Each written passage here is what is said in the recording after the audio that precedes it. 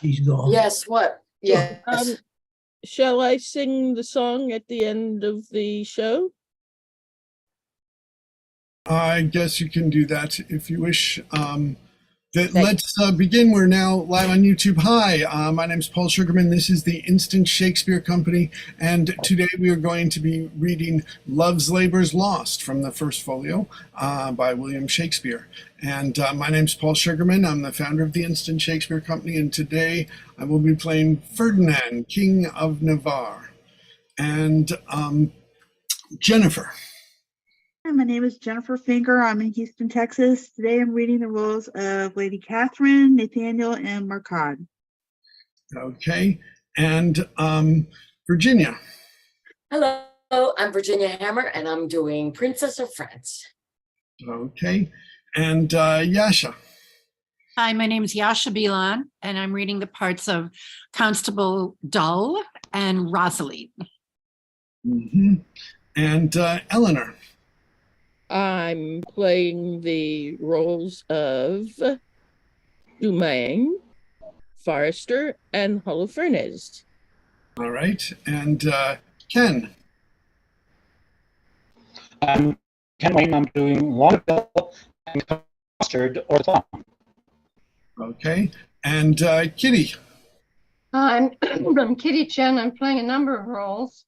Maria, Moth, Boy, Page, and perhaps others. All right. Angus. Hi, Angus Hepburn in midnight London, doing Don Amato. All right. And Mark. He's froze.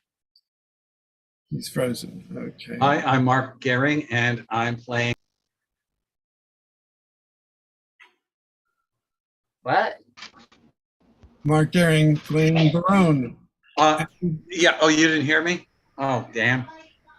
Yeah, we had a little pause there for a bit, but Is it good now? Yeah. Yes. Yeah, sounds good. All right.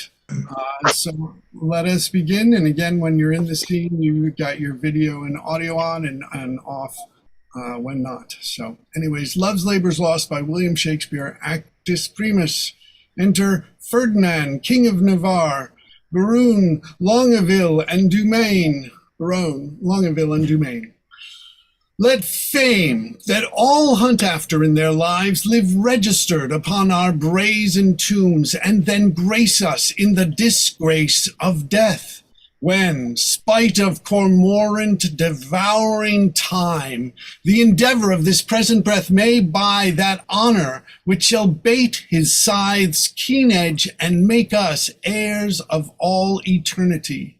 Therefore, brave conquerors, for so you are, that war against your own affections and the huge army of the world's desires, our light edict shall strongly stand in force. Navarre shall be the wonder of the world. Our court shall be a little academe, still and contemplative in living art. You three, Baron, Dumaine, and Longueville, have sworn for 3 years' term to live with me, my fellow scholars, and to keep those statutes that are recorded in this schedule here.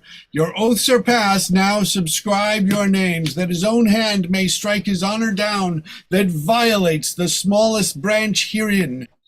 If you are armed to do as sworn to do, subscribe to your deep oaths, and keep it too.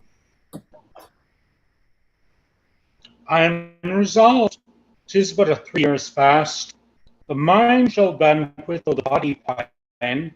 Fat paunches have lean pates, and dainty bits make rich the ribs, but bankrupt the wits. You're muted, my Lord Dumaine. My loving lord, Dumaine is mortified. The grosser manner of these world's delights he throws upon the gross world's baser slaves. To love, to wealth, to pomp, I pine and die with all those living in philosophy. I can but say their protestation over. So much, dear liege, I have already sworn, that is to live and study here 3 years. But there are other strict observances, as not to see a woman in that term, which I hope is well not enrolled there, and 1 day in a week to touch no food, and but 1 meal on every day beside, the which I hope is not enrolled there, and then to sleep, but 3 hours in the night, and not be seen to wink of all the day, when I was wont to think no harm all night, and make a dark night too of half the day, which I hope well is not enrolled there. Oh, these are barren tasks, too hard to keep, not to see ladies, study, fast, not sleep. Your oath is passed to pass away from these. Let me say no, my liege, and if you please, I only swore to study with your grace, and stay here in your court for 3 years' space. You swore to Tyrone and to the rest? By yea and nay, sir, that I swore in jest. What is the end of study? Let me know. Why, that to know which else we should not know. Things hid and bared, you mean, from common sense? Aye, that is study's godlike recompense. Come on, then. I will swear to study so, to know the thing I am forbid to know, as thus to study where I may well dine, where when I to fast expressly am forbid, or study where to meet some mistress fine, when mistresses from common sense are hid, or having sworn too hard keeping oath, study to break it, and not break my troth. If study's gain be thus, and this be so, study knows that which yet it doth not know. Swear me to this, and I will ne'er say no. These be the stops that hinder study quite, and train our intellects to vain delight. Why, all delights are vain, and that most vain, which with pain purchase doth inherit pain, as painfully to pore upon a book, to seek the light of truth, while truth the while does falsely blind the eyesight of his look. Light seeking light, doth light of light beguile, so ere you find where light in darkness lies, your light grows dark by losing of your eyes. Study me how to please the eye indeed, by fixing it upon the fairer eye, who dazzling so that eye shall be his heed, and give him light that it was blinded by. Study is like the heaven's glorious sun, that will not be deep searched with saucy looks. Small have continual plotters ever won, save base authority from other books. These earthly godfathers of heaven's lights, that give a name to every fixed star, have no more profit of their shining nights than those that walk and wot not what they are. Too much to know is to know naught but fame, and every godfather can give a name. How well he's read to reason against reading. Proceeded well to stop all good proceeding. He weeds the corn and still lets grow the weeding. The spring is near when green geese are breeding. How follows that? Fit in his place and time. In reason nothing. Something then in rhyme. Barone is like an envious sneaping frost that bites the firstborn infants of the spring. Well, say I am. Why should proud summer boast before the birds have any cause to sing? Why should I joy in any aborted birth? At Christmas I no more desire a rose than wishes snow in May's newfangled shows, but like of each thing that in season grows. So you to study now, it is too late. That were to climb o'er the house to unlock the gate. Well, sit you out. Go home, Barone. Adieu. Oh, my good lord, I have sworn to stay with you. And though I have for barbarism spoke more than for that angel knowledge you can say, yet confident I'll keep what I have sworn, and by the penance of each 3 years' day. Give me the paper, let me read the same, and to the strictest decrees I'll write my name. How well this yielding rescues thee from shame. Item, that no woman shall come within a mile of my court. Has this been proclaimed? 4 days ago. Let's see the penalty. On pain of losing her tongue. Who devised this penalty? Marry, that did I. Sweet Lord, and why? To fright them hence with that dread penalty, a dangerous law against gentility. Item, if any man be seen to talk with a woman within the term of 3 years, he shall endure such public shame as the rest of the court shall possibly devise. This article, my liege, yourself must break, for you well know here comes in embassy the French king's daughter with yourself to speak, a maid of grace and complete majesty, about surrender up of Aquitaine to her decrepit, sick, and bedrid father. Therefore this article is made in vain, or vainly comes the admired princess hither.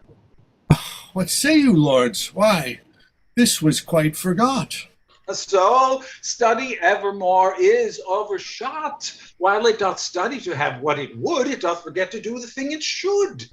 And when it hath the thing it hunteth most, 'tis one as towns with fire, so won, so lost. We must of force dispense with this decree. She must lie here on mere necessity. Necessity will make us all forsworn 3,000 times within this 3-year space. For every man with his affects is born, not by might mastered, but by special grace. If I break faith, this word shall break for me. I am forsworn on mere necessity. So to the laws at large, I write my name, and he that breaks them in the least degree stands in a tender of eternal shame. Suggestions are to others as to me, but I believe, although I seem so loth, I am the last that will last keep his oath. But is there no quick recreation granted? Aye, that there is. Our court, you know, is haunted with a refined traveller of Spain, a man of all the world's new fashion planted, that hath a mint of phrases in his brain, one who with the music of his own vain tongue doth ravish like enchanting harmony, a man of compliments whom right and wrong hath chose as umpire of their mutiny.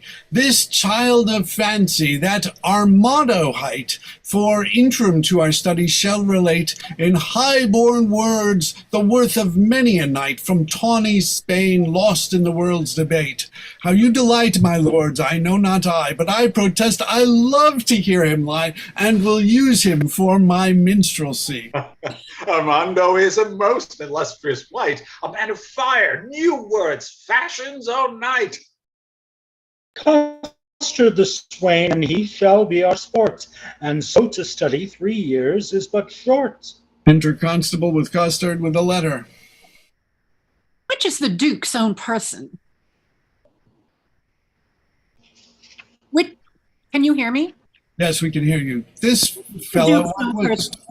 Barone, that's your line. Right. This fellow, what wouldst? I myself represent his own person, for I am his Grace's star bro, but I will see his own person in flesh and blood. This is he. Senor Army commends you. There's villainy abroad. This letter will tell you more. Sir, the contender is touching me. Letter from the magnificent Armado. How low soever the matter, I hope in God for high words.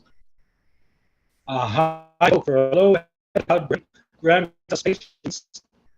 To hear or forbear hearing. To hear meekly, sir, and to laugh moderately, or to forbear both. Well, sir, be it as the still shall give us cause to climb in the merriness. The matter is to me, sir, as concerning Jaquenetta. The manner of it is, I was taken with the manner. In what manner? In manner and form following, sir, all those three. I was seen with her in the manor house, sitting with her on the form, and taken following her into the park, which is in manner and form. Now, for the manner, it is the manner of a man to speak for one, the form in some form. For the following, sir. Shall follow in my direction, and God defend the right. Will you hear this letter with attention? As we would hear an oracle. Such is the simplicity of man's heart after the flesh. Great deputy, the Welkins vice-regent and sole dominator of Navarre, my soul earth's god and body's fostering patron. Not a word of Not a custard. word of custard yet. So it is.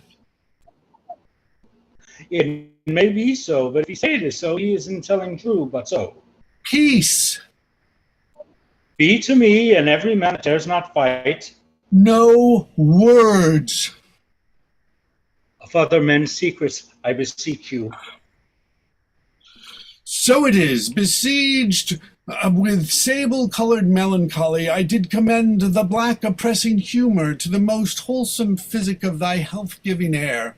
And as I am a gentleman, betook myself to walk the time, when, about the 6th hour, when beasts most graze, birds best peck, and men sit down to that nourishment which is called supper.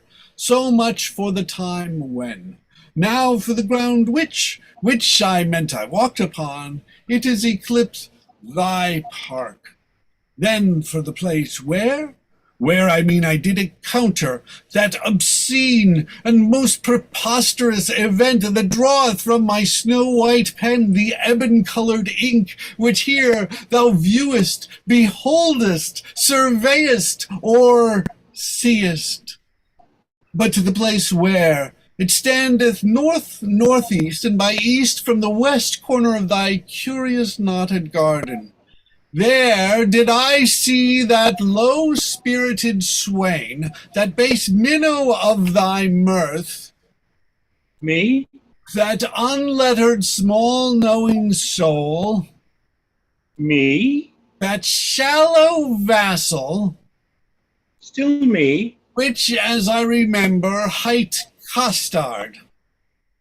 Oh, me.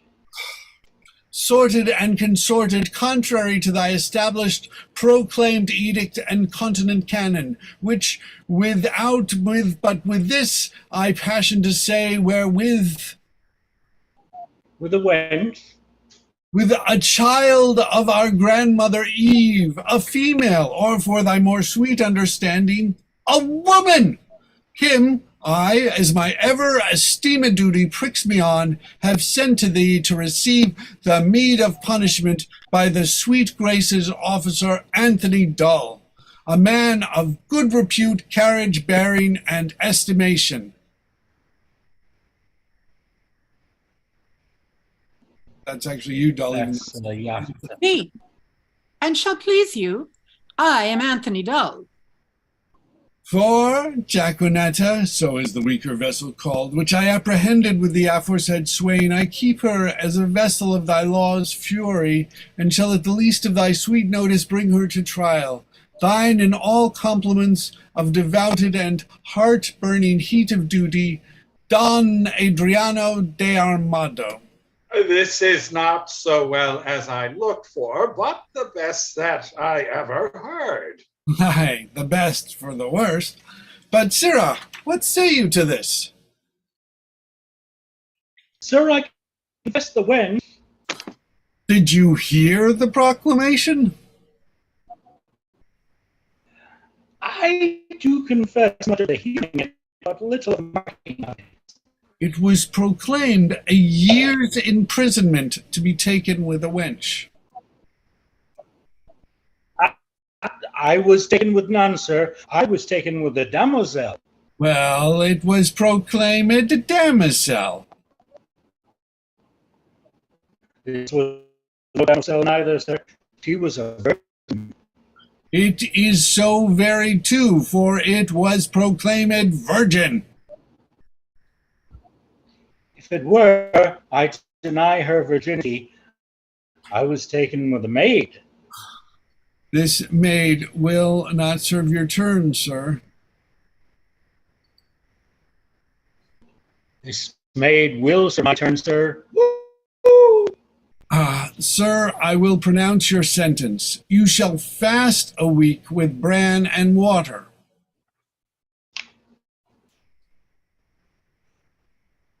I had rather pray a month with mutton and porridge. And Don Armado shall be your keeper. My lord Barone, see him delivered o'er, and go we lords to put in practice that which each to other hath so strongly sworn. I'll lay my head to any good man's hat. These oaths and laws will prove an idle scorn. Sarah, come on. I suffer for the truth, sir. For true it is, I was taken with Jaquenetta, and Jaquenetta is a true girl, and therefore welcome the sour cup of prosperity. Affliction may one day smile again. Until then, sit down, sorrow. Boy, what sign is it when a man of great spirit grows melancholy? A great sign, sir, that he will look sad. Why, sadness is one and the same thing, dearie. No, no. Oh, sir, no. How canst thou part sadness and melancholy, my tender juvenile? By a familiar demonstration of the working, my tough seigneur. Why, tough seigneur? Why, tough seigneur? Why, tender juvenile? Why, tender juvenile? I spoke it, tender juvenile, as a congruent apathoton, appertaining to thy young days, which we may nominate tender.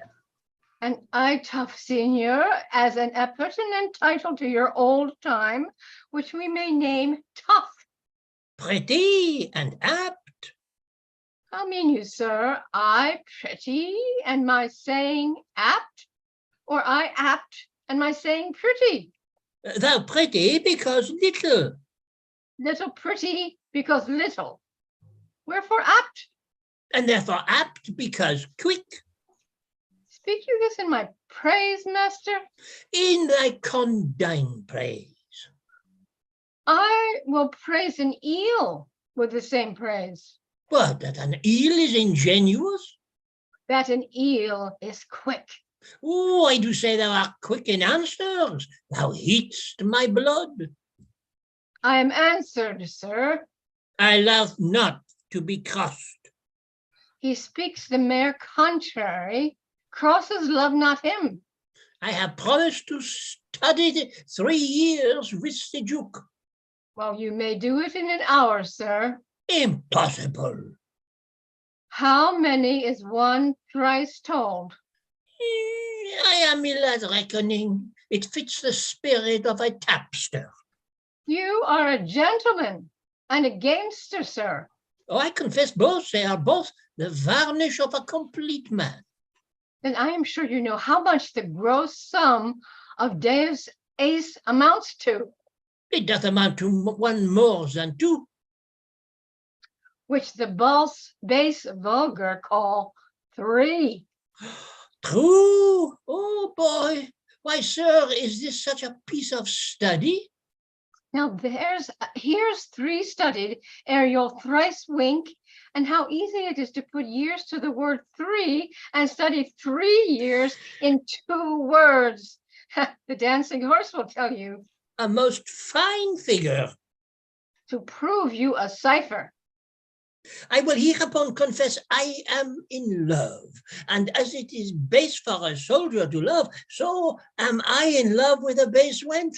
If drawing my sword against the humor of affection would deliver me from the reprobate thought of it, I would take desire prisoner and ransom him to any French courtier for a new devised curtsy. I think scorn to sigh. Methinks I should outswear Cupid. Comfort me, boy. What great men have been in love. Hercules, master. Oh, most sweet Hercules, more authority, dear boy, nay more, and sweet my child, let them be men of good repute and carriage. Samson, master. He was a man of good carriage, great carriage, for he carried the town gates on his back like a porter, and he was in love. Oh, well-knit Samson, strong-jointed Samson, I do excel thee in my rapier as much as thou didst me in carrying gates. I am in love too. Who was Samson's love, my dear moth? A woman, master. Of what complexion? Of all the 4, or the 3, or the 2, or the 1 of the 4. Tell me precisely of what complexion? Of the seawater green, sir. Is that one of the 4 complexions? As I have read, sir, and the best of them too. Green indeed is the color of lovers, but to have a love of that color, methinks Samson had small reason for it. He surely affected her for her wit. Oh, it was so, sir, for she had a green wit. My love is most immaculate, white and red. Most immaculate thoughts, master, are masked under such colors. Define, well-educated infant. My father's wit and my mother's tongue assist me. Sweet invocation of a child, most pretty and pathetical. If she be made of white and red, her faults will ne'er be known. For blushing cheeks by faults are bred, and fears by pale white shown. Then if she fear or be to blame, by this you shall not know. For still her cheeks possess the same, which native she doth owe. A dangerous rhyme, master, against the reason of white and red. Is there not a ballet boy of the king and the beggar? The world was very guilty of such a ballet some 3 ages ago, but I think now 'tis not to be found, or if it were, it would neither serve for the writing nor the tune. I will have that subject newly retold, that I may example my digression by some mighty president. Boy, I do love that country girl that I took in the park with the rational hind, Costa. She deserves well. To be whipped, and yet a better love than my master. Sing, boy, my spirit grows heavy in Jove. And that's great marvel, loving a light wench. I say, sing. Forbear till this company be past. Sir, the Duke's pleasure is that you keep Costard safe, and you must let him take no delight nor no penance, but he must fast 3 days a week. For this damsel, I must keep her at the park. She is allowed for the day, woman. Fare you well. I do betray myself with blushing, maid. All right, Kitty, as Jacquinetta, you're maid now. Sorry. We're telling you all about Moth, but Jacquinetta as well. Man, I will visit thee at the lodge. that's hereby. I know where it is situate. Lord, how wise you are. I will tell thee wonders. With what face? I love thee, So I heard you say. and so farewell. Fair weather after you. Come, Jacquinetta, away. Villain, thou shalt fast for thy offences ere you be pardoned. Well, sir, I hope when I do it, I shall do it at a full stomach. Thou shalt be heavily punished. I am more bound to you than your fellows, for they are but lightly rewarded. Take away this villain, shut him up. Come, you transgressing slave, away. Let me not be cut up, sir. I will fast being loose. No, sir, that were fast and loose. Thou shalt to prison. Well, if ever I do see the merry days of desolation that I have seen, some shall see. What shall some see? Nay, nothing, Master Moth, but what they look upon. It is not for prisoners to be silenced in their works, and therefore I will say nothing. I thank God I have as little patience as a man, and therefore I be quiet.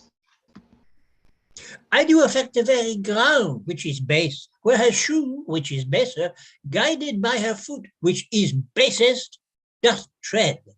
I shall be forsworn, which is a great argument of falsehood, if I love. And how can that be true love, which is falsely attempted? Love is a familiar, love is a devil. There is no evil angel but love. Yet Samson was so tempted. He had an excellent strength, yet was Solomon so seduced, and he had a very good wit. Cupid's butt shaft is too hard for Hercules' club, and therefore too much odds for a Spaniard's rapier. The first and second cause will not serve my turn. The passado he respects not. The duello he regards not. His disgrace is to be called boy, but his glory is to subdue men. Adieu, valor, rust, rapier, be still, drum, for your manager is in love. Yea, he loveth. Assist me some extemporal god of rhyme, for I am sure I shall turn sonnet. Devise wit, write pen, for I am for whole volumes in folio. Venus actus primus, actus secunda, enter the Princess of France with 3 attending ladies and 3 lords.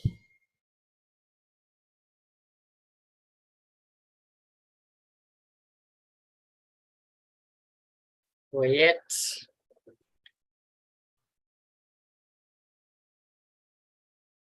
Your sound is off, Michael.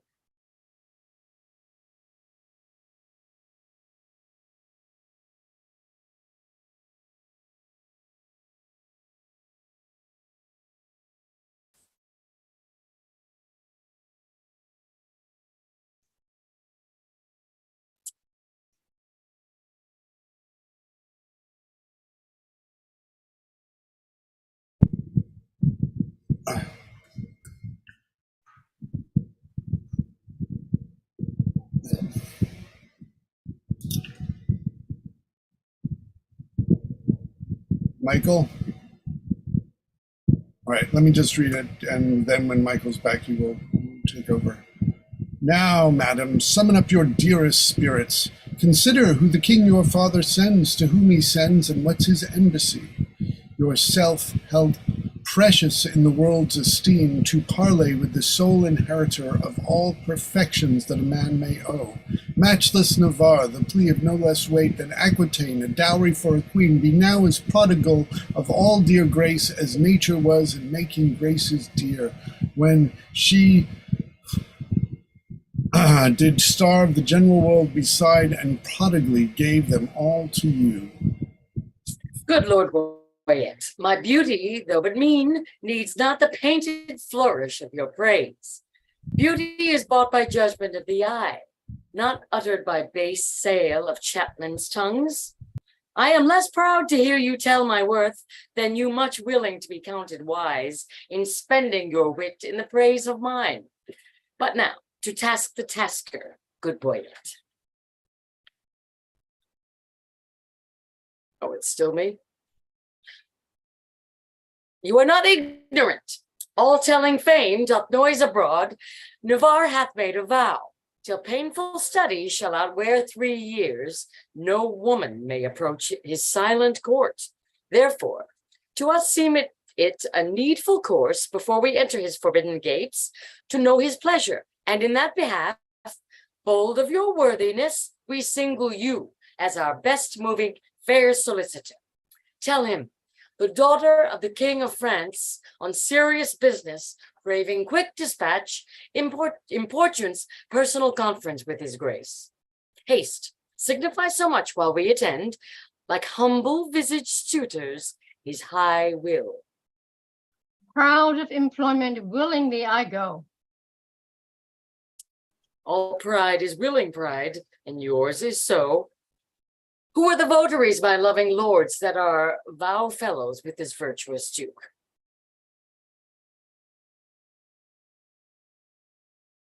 Maria?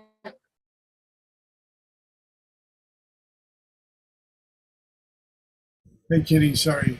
I believe that is you as well, Mariah. What?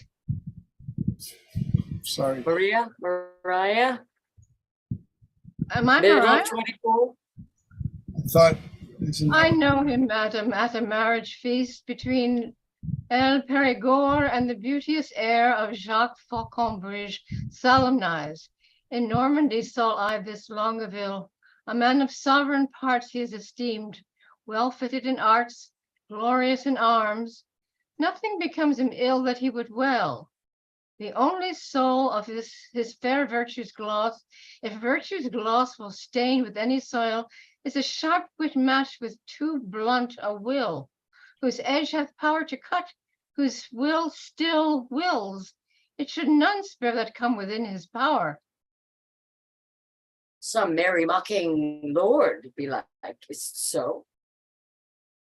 They say so most, that most his humors know. Such short-lived wits do wither as they crow. Who are the rest? The young Dumaine, a well-accomplished youth, of all that virtue loved for virtue loved. Most power to do most harm, least knowing ill. For he hath wit to make an ill shape good, and shape to win grace, though she had no wit. I saw him at the Duke Alonso's once, and much too little of that good I saw is my report to his great worthiness. Another of these students at that time was there with him, as I have heard of truth. Baron, they call him, but a merrier man within the limit of becoming mirth. I never spent an hour's talk withal. His eye begets occasion for his wit.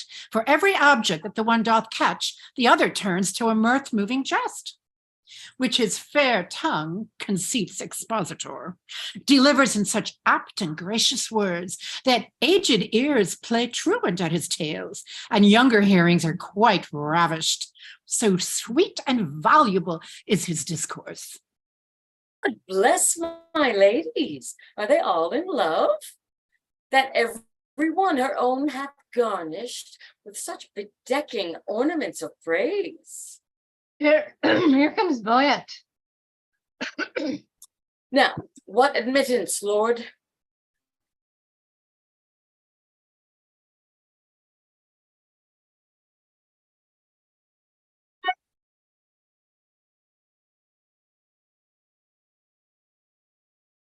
But we nearly had Boyet back, but he is gone again. Navarre had notice of your fair approach, and he is in competitors and oath were all addressed to meet you, gentle lady, before I came. Marry, this much I have learned. He rather means to lodge you in the field, like one that comes here to besiege his court, than to seek dispensation for his oath to let you enter his unpeopled house. Enter Navarre, Longueville, Dumaine, and Baron. Here comes Navarre. Fair princess, welcome to the court of Navarre. Here I give you back again, and welcome I have not yet. The roof of this court is too high to be yours, and welcome to the wide fields too base to be mine. You shall be welcome, madam, to my court. I will be welcome then. Conduct me thither. Hear me, dear lady, I have sworn an oath. Our Lady help my lord, he'll be forsworn. Not for the world, fair madam, by my will. Why, will shall break it, will, and nothing else. Your ladyship is ignorant what it is. Were my lord so, his ignorance were wise, where now his knowledge must prove ignorance. I hear your grace hath sworn out housekeeping. 'Tis deadly sin to keep that oath, my lord, and sin to break it. Pardon me, I am too sudden bold to teach a teacher ill beseemeth me. Vouchsafe to read the purpose of my coming, and suddenly resolve me in my suit. Madam, I will, if suddenly I may. You will the sooner that I were away, for you'll prove perjured if you make me stay. Did I not dance with you in Brabant once? Did I dance I'm with really you? not having fun. Because I'm not on. I can't get on. Well, They won't let now me. we can hear you finally. Okay, we're Yeah, here. but I can't even see you or hear you. I don't know what's going on anymore. I missed the whole reading already. No, you didn't. No, we just got started. Did I not dance with you in Brabant once? Did not I dance with you in Brabant once? I know you did. How needless was it then to ask the question? You must not be so quick. 'Tis long of you spur me with such questions. Your wit's too hot, his speed's too fast. Twill tire. Not till it leave the rider in the mire. What time of day? The hour that fools should ask. Now fair befall your mask, Fair fall the face it covers. and send you many lovers. Amen. So you be none. Nay, then will I be gone. Madam, your father here doth intimate the payment of 100,000 crowns being but the one half of an entire sum dispersed by my father in his wars. But say that he or we, as neither have received that sum, yet there remains unpaid 100,000 more, in the surety of the which one part of Aquitaine is bound to us, although not valued to the money's worth. If then the king your father will restore but that one half which is unsatisfied, we will give up our right in Aquitaine and hold fair friendship with his majesty. But that it seems he little purposeth here, for here he doth demand to have repay 100,000 crowns, and not demands one payment of 100,000 crowns to have his title live in Aquitaine, which we had much rather had depart withal and have the money by our father lent than Aquitaine so gilded as it is. Dear princess, were not his request so far from reason's yielding, your fair self should make a yielding 'gainst some reason in my breast, and go well satisfied to France again. You do the king, my father, too much wrong, and wrong the reputation of your name in so unseeming to confess receipt of that which hath so faithfully been paid. I do protest, I never heard of it, and if you prove it, I'll repay it back or yield up Aquitaine. We arrest your word. Boyette, you can produce acquittances for such a sum from I special promise you I officers will of respond Charles if his you just father. give me the page. It's page 30. Thank you. Uh, So please your grace, the packet is not come where that our other specialties are bound. Tomorrow you shall have a sight of them. It shall suffice me, at which interview all liberal reason would I yield unto. Meantime receive such welcome at my hand as honor, without breach of honor, may make tender of to thy true worthiness. You may not come, fair princess, in my gates, but here without you shall be so received as you shall deem yourself lodged in my heart, though so denied farther harbor in my house. Your own good thoughts, excuse me, and farewell. Tomorrow we shall visit you again. Sweet health and fair desires consort your grace. Thy own wish I thee in every place. Lady, I will commend you to my own heart. Pray you do my commendations. I would be glad to see it. I would you heard it groan. Is the soul sick? Sick at the heart. Alack, let it blood. Would that do it good? My physique says I. Will you prick it with your eye? No point. With my knife. Now God save thy life. And yours from long living. I cannot stay. Thanksgiving.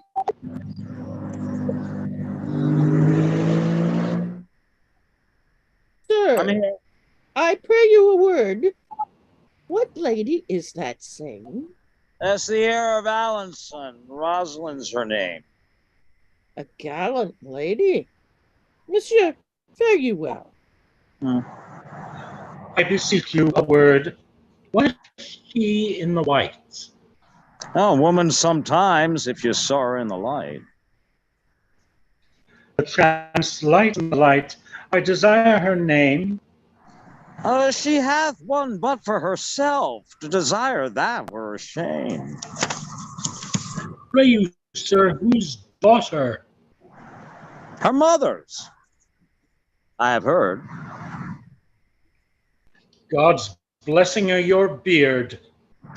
Good sir, be not offended. She is an heir of, I can't read my writing here, Elman Conthridge, whatever. Falconbridge. Nay, my color is ended. She is a most sweet lady. Well, no, not unlike, sir, that may be. What's her name in the cap? Catherine, my good half. Is she wedded or no? To her will, sir, or so. You are welcome, sir. Adieu. Farewell to me, sir, and welcome to you.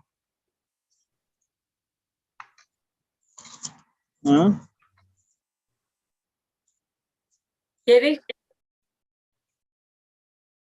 Lama, who is that?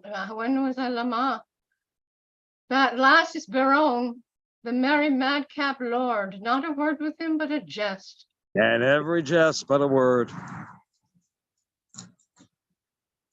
It was well done of you to take him at his word. I was as willing to grapple as he was to board. Two hot sheeps, marry, and wherefore not ships? No sheep, sweet lamb, unless we feed on your lips. You sheep and I pasture. Shall that finish the jest? Say a grand pasture for me. Not so, gentle beast. My lips are no common, though several they be. Belonging to whom? To my fortunes and me. Good wits will be jangling, but gentles agree. This civil war of wits were much better used on Navarre and his bookmen, for here 'tis abused. If my observation, which very seldom lies by the heart's still rhetoric, disclosed with eyes, deceive me not now, Navarre is infected. With Did you say with what? yes, with Yes, what? with that which we lovers entitle affected. Your reason? Why, all his behaviors do make their retire to the cut of his eye, peeping through desire. He has like an agate with your print impressed proud with his form and his else pride expressed, his tongue all impatient to speak and not see, did stumble with haste in his eyesight to be. All senses to the sense did make their repair to feel only looking on fairest of fair. Methought all his senses were locked in his eye as jewels in crystal for some prince to buy, who, tending their own worth from whence they were glassed, did point out to buy them along as you passed. His face's own margin that coat such amazes that all eyes saw his eyes enchanted with gazes. I'll give you Aquitaine and all that is his, and if you give him, for my sake, but one loving kiss. Come to our pavilion. Boyette is disposed. To speak that in words which his eye hath disclosed, I have only made a mouth of his ear by adding a tongue which I know will not lie.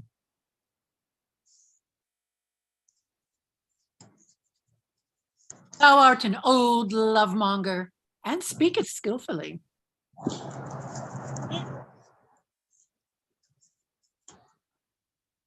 Am I Cupid? He is Cupid's grandfather and learns news of him. It was Venus like her mother, for her father is the grim. Do you hear me, mad wenches?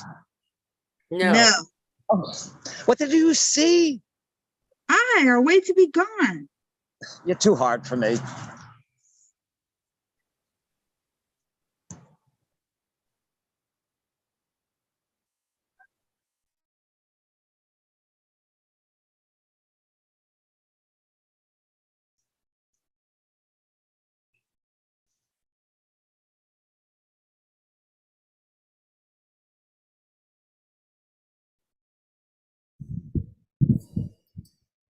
Enter Braggart and Boy, Actus Tertius. Enter Braggart, Don Armado, and Boy. Warble, child, make passionate my sense of hearing. Colonel, Sweet air, go tenderness of years, take this key, give enlargement to the swain, bring him festidently hither. I must employ him in a letter to my love. will you win your love with a French brawl? How meanst thou, brawling in French? No, my complete master, but to jig off a tune at the tongue's end, canary to it with the feet, humor it with turning up your eye, sigh a note and sing a note, and sometime through the throat. If you swallowed love with singing, love sometime through, nose as if you snuffed up love by smelling love with your hat, penthouse like o'er the shop of your eyes, with your arms crossed on your thin belly doublet like a rabbit on a spit, or your hands in your pocket like a man after the old painting, and keep not too long in one tune, but a snip and away. These are compliments, these are humors, these betray nice wenches that would be betrayed without these, and make them men of note. Do you note men that most are affected to these? How hast thou purchased this experience? By my pen of observation. But oh, The hobby horse is forgot. call'st thou my love hobby horse? No, master, the hobby horse is but a colt, and your love perhaps a hackney. But have you forgot your love? Almost I had. Negligent student, learn her by heart. By heart and in heart, boy. And out of heart, master. All those three I will prove. What wilt thou prove? A man, if I live in this by, in and without, upon the instant. By heart you love her because your heart cannot come by her. In heart you love her because your heart is in love with her. And out of heart you love her, being out of heart that you cannot endure her. I am all these three. And 3 times as much more, and yet nothing at all. Fetch hither the swine. He must carry me a letter. A message well sympathized. A horse to be ambassador for an ass. What sayest thou? Marry, sir, you must send the ass upon the horse, for he is very slow-gated. But I go. The way is but short. Away! As swift as lead, sir. Thy meaning, pretty ingenious, is not lead a metal heavy, dull and slow, not lead. Me, honest master, or rather, master, no. I say lead is slow. You are too swift, sir, to say so. Is that lead slow which is fired from a gun? Sweet smoke of rhetoric. He reputes me a cannon, and the bullet that he, I shoot thee at the swain. Come then, and I flee. A most acute juvenile, voluble and free of grace. By thy favor, sweet Welkin, I must sigh in thy face. Most rude melancholy, valor gives thee place. Ah, my herald is returned.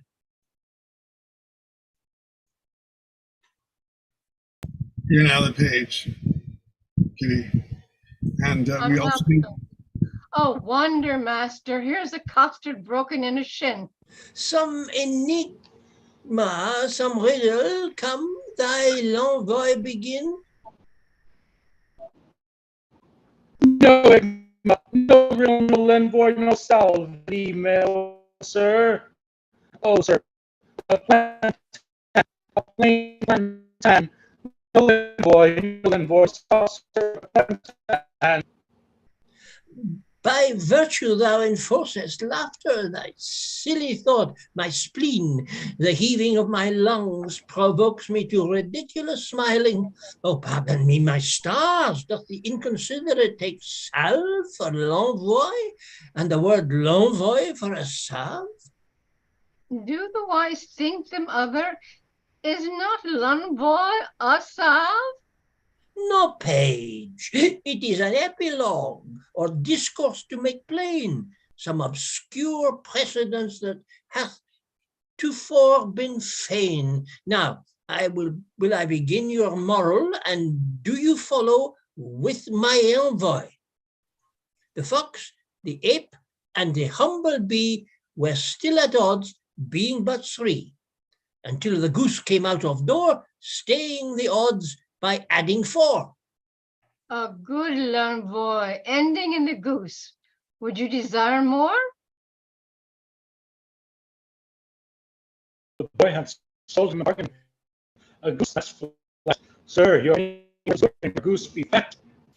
To sell a bargain well is as cunning as fast and loose. Let's see a fat envoy. Aye, that's a fat goose. Come hither, come hither. How did this argument begin? By saying that a custard was broken in a shin, then called you for the l'envoi. True, and I for plantain. Thus came your argument in. Then the boy sat l'envoi, the goose that bought, and he entered the market. But tell me, how was there a custard broken in a shin? I will tell you sensibly. Thou hast no feeling of it, moth. I will speak l'envoi. I ran up safely within, fell over the threshold and broke my shin. We will talk no more of this matter. Till there be more matter in the shin. Sir Custard, I will enfranchise thee. Oh, marry me to one Francis. I smell some l'envoi, some goose in this. By my sweet soul, I mean setting thee at liberty, and freedoming thy person. Thou wert immured, restrained, captivated, bound. True, true. And now you will be my purgation and let me loose. I give thee thy liberty. set thee from durance, and in lieu thereof impose on thee nothing but this. Bear this significant to the mountery maid Jacanetta. There is remuneration for the best ward of mine honors is rewarding my dependence. Must follow. Like the sequel, I. Signor Costard, adieu. My sweet hounds of man's flesh, my incarnate Jew, now like his remuneration. Remuneration? Oh, that's the Latin word for 3 farthings.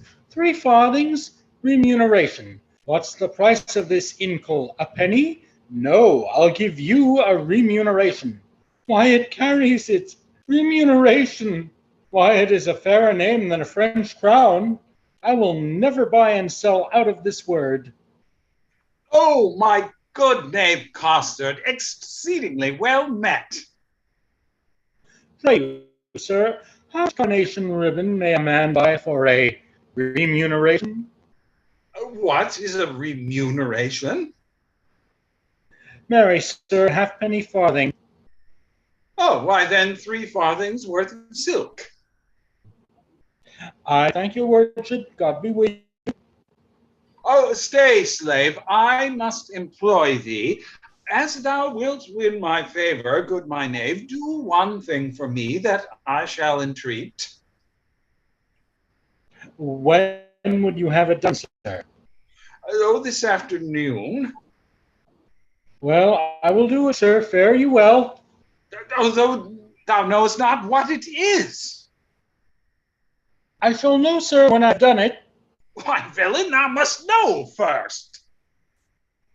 I will come to your worship tomorrow morning. It must be done this afternoon. Hark, slave, it is but this. The princess comes to hunt here in the park, and in her train there is a gentle lady whose tongue speaks sweetly than thy name, who when tongue speaks sweetly, then they name her name, and Rosalind they call her. Ask for her, and to her right hand see thou do commend this sealed up counsel. There's thy guerdon. Go. Garden. Oh, sweet garden. Better than remuneration. 11 pence farthing better. Most sweet garden. I will do it, sir, in prince. Garden. Remuneration. Oh. And I, forsooth, in love. I that have been love's whip, a very beadle to a humorous sigh, a critic, nay, a night watch constable, a domineering pedant o'er the boy that than whom no mortal so magnificent. This wimpled, whining, purblind, wayward boy, this Signor Junior's giant dwarf, down Cupid, regent of love rhymes, lord of folded arms, the anointed sovereigns of sighs and groans, liege of all loiterers and malcontents, dread prince of plackets, king of codpieces, sole imperator and great general of trotting parators. Oh, my little heart. And I to be a corporal of his field and wear his colors like a tumbler's hoop. What? I love, I sue, I seek a wife, a woman that is like a German clock, still a repairing, ever out of frame and never going aright, being a watch, but being watched that it may still go right. Nay, to be perjured, which is worst of all, and among 3 to love the worst of all. A witly wanton with a velvet brow, with 2 bowl stuck in her face for eyes. Aye, and by heaven, one that will do the deed, though Argus were her eunuch and her guard, and I to sigh for her, to watch for her, to pray for her. Go to, it is a plague that Cupid will impose for my neglect of his almighty dreadful little knight. Well, I will love, write, sigh, pray, shew, groan. Some men must love my lady, and some Joan.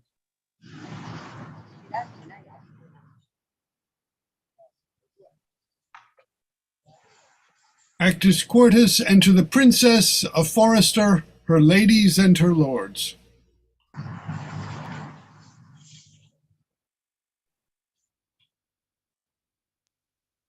Of course, the princess's character name is now listed as Queen. I'm sorry, I had technical difficulties.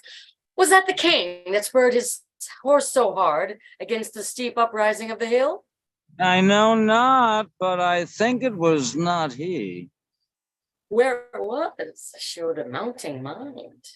Well, lords, today we shall have our dispatch. On Saturday we will return to France. Then, Forester, my friend, where is the bush that we must stand and play the murderer in? Hereby upon the edge of yonder coppice, stand where you may make the fairest shoot. I thank my beauty, I am fair that shoot, and thereupon thou speakst the fairest shoot. Pardon me, madam, for I meant not so. What? What? First praise me, and then again say no? Oh, short-lived pride, not fair. Alack for woe. Yes, madam, fair. Nay, never paint me now. Where fair is not, praise cannot bend the brow. Good, my glass, take this for telling true. Fair payment for foul words is more than due. Nothing but fair is that which you inherit. See, my beauty will be saved by merit. Oh, heresy and fair, fit for these days. A giving hand, though foul, shall have fair praise. But come, the bow down. Mercy goes to kill, and shooting well is then accounted ill. Thus will I save my credit in the shoot, not wounding. Pity would not let me do it. If wounding, then it was to show my skill, that more for praise than purpose meant to kill. And out of question, so it is sometimes. Glory grows guilty of detested crimes, when for fame's sake, for praise, an outward part, we bend to that, the working of the heart. As I for praise alone now seek to spill the poor dear's blood, that my heart means no ill. Do not cursed wives hold themselves sovereign only for praise sake, when they strive to be lords over their lords? Only for praise, and praise we may afford to any lady that subdues a lord. Here comes a member of the Commonwealth. Enter clown. God do you then all, you which is Thou shalt know her fellow by the rest that have no heads. which is the greatest lady, the highest. The thickest and the tallest. The thickest and the tallest, it is so, truth is truth. And your mistress were slender as wit. One of these turtles for your waist would be fit. Aren't you the chief one with the thickest here? What's your will, sir? What's your will? I have a letter from Monsieur Baron to one Lady Rosaline. Oh, thy letter, thy letter. He's a good friend of mine. Stand aside, good bearer. Boyette, you can carve. Break up this capon. I am bound to serve. This letter is mistook. On here, it's written Japanese. Well, we will read it, I swear. Break the neck of the wax, and everyone give ear. By heaven, thou art fair, is most infallible true, that thou art beauteous, truth itself, that thou art lovely, more fairer than fair, beautiful than beauteous, truer than truth itself. Has conversation on thy heretical vessel, the magnanimous and more illustrious King Cophetua, set eye upon the pernicious and indubitable beggar Zemalophan, and he is what that might rightly say, Veni Stici Vici, which is to analyze in the vulgar, base and obscure vulgar vitalist. He came, see, and overcame. He came 1, see 2, overcame 3. Who came? The king. Why did he come? What did he come to see? What did he come? Why did he come? To see. Why did he see? To overcome. To whom came he? Oh, the beggar. Who saw he? The beggar. Who overcame he? The beggar. The conclusion is victory. On whose side? The king. The captive is enriched. On whose side? The beggar. The catastrophe is a nuptial. On whose side? The king's. No, on both. It one. On one is both. I am the king, for so it stands, the comparison. Thou the beggar. I wish I could read this. Thou the beggar, for so witnessed the lowless. Shall I commend thee, love? I shall. Shall I enforce thy love? I could. Shall I entreat thy love? I will. What shall thou exchange for rags, robes? Thou shalt exchange for rags, robes, for titles, titles.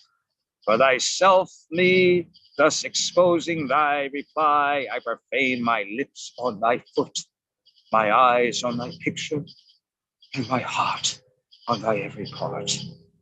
To, in thy dearest design of industry, Donna Viviana de Amato. Now dost thou hear the mean upon some roar against thee too lame, that standeth as his prey, submissive fall his princely feet before, and he from forage will incline to play. But if thou, poor soul, what thou then? Foods for his rage, repasture for his den. What plume of feathers is he that indited this letter? What vane? What weathercock? Did you ever hear better? I am much deceived, but I remember the style. Else your memory is bad, going o'er it ere while. This Armado is a Spaniard that keeps here in court, a fatismine, a Monaco, and one that makes sport to the prince and his bookmates. Thou fellow, a word. Who gave thee this letter? I told you, my lord. To whom shouldst thou give it? For my lord to my lady. From which lord to which lady? From my lord Baron, a good master of mine, to a lady of France that he called Rosaline. That thou hast mistaken his letter. Come, lords, away. Here, sweet, put up this. 'Twill be thine another day. Who is the shooter? Who is the shooter? Shall I teach you to know? Aye, my continent of beauty. Why, she that bears the bow, finely put off. My lady goes to kill horns, but if thou marry, hang man by the neck if horns that year miscarry. Finally put on. Well, then I am the shooter. And who's your dear? If we choose by the horns, yourself come not near. Finally put on, indeed.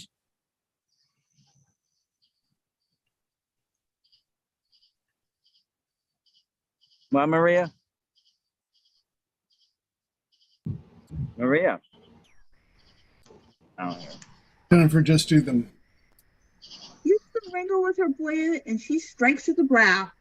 but she herself hit lower. Have I hit her now?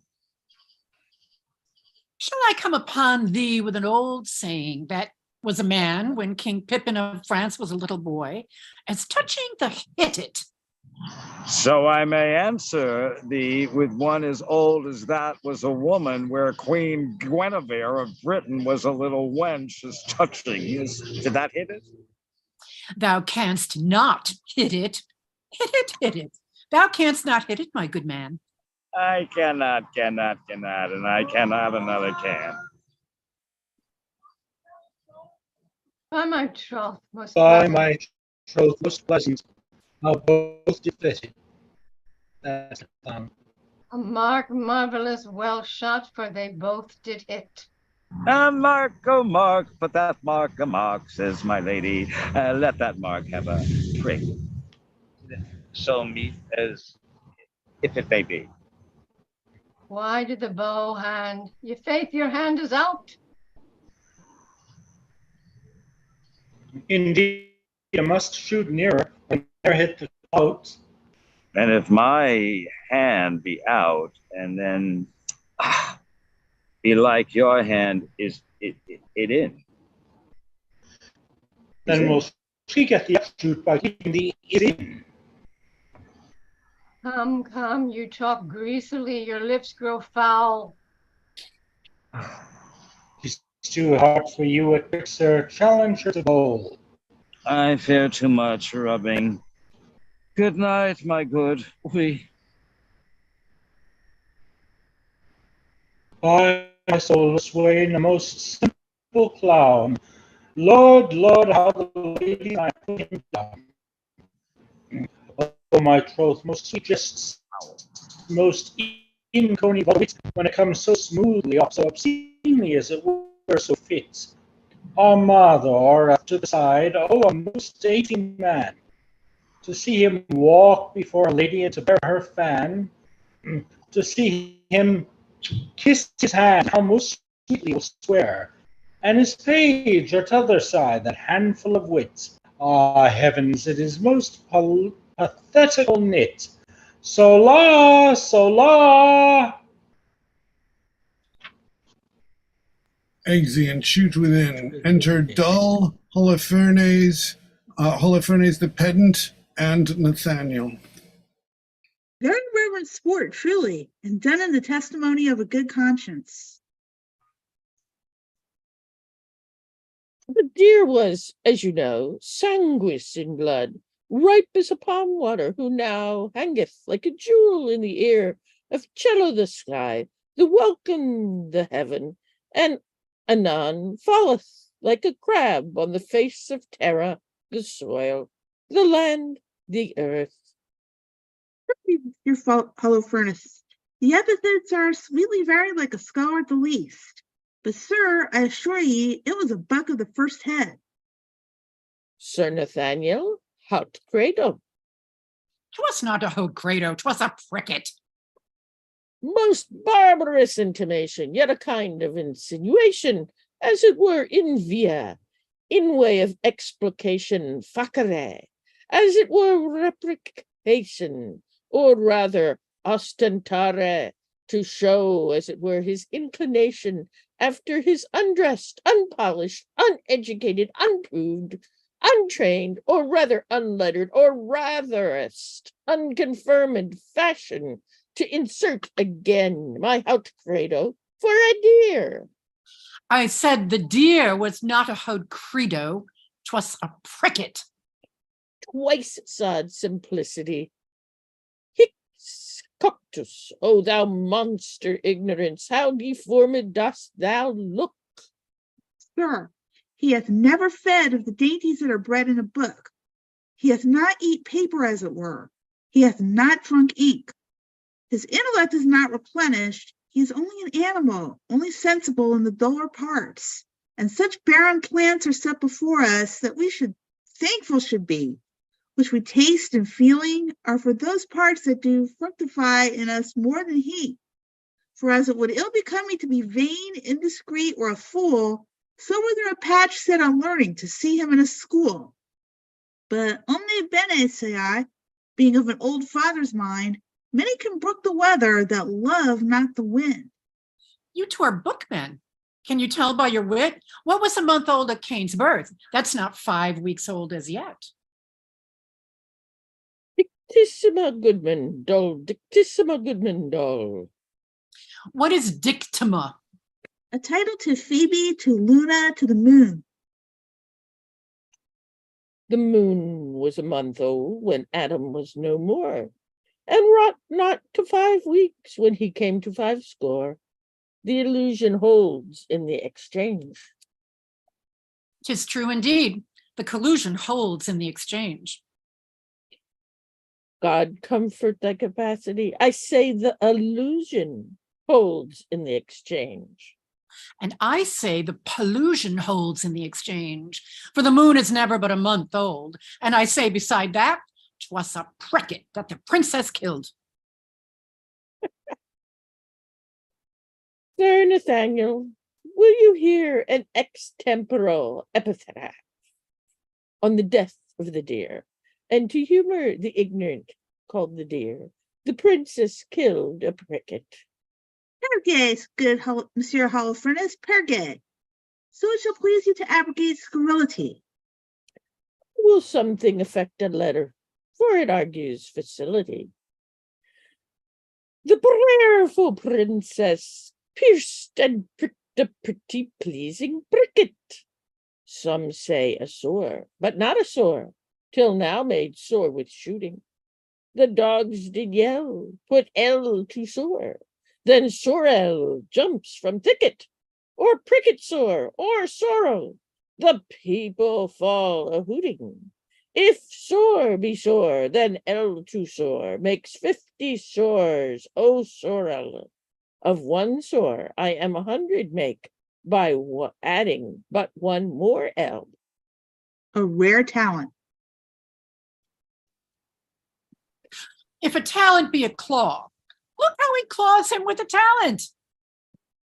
This is a gift that I have, simple, a foolish, extravagant spirit, full of forms, figures, shapes, objects, ideas, apprehensions, motions, revolutions.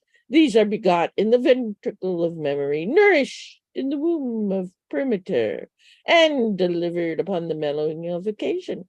But the gift is good in those in whom it is acute, and I am thankful for it. Sir, I praise the Lord for you, and so may my parishioners, for their sons are well tutored by you, and their daughters profit very greatly under you. You are a good member of the Commonwealth.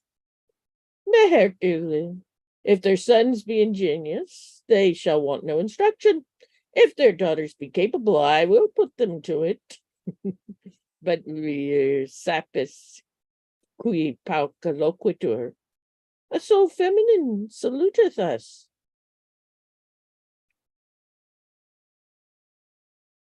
Enter Jaquinetta and Clown.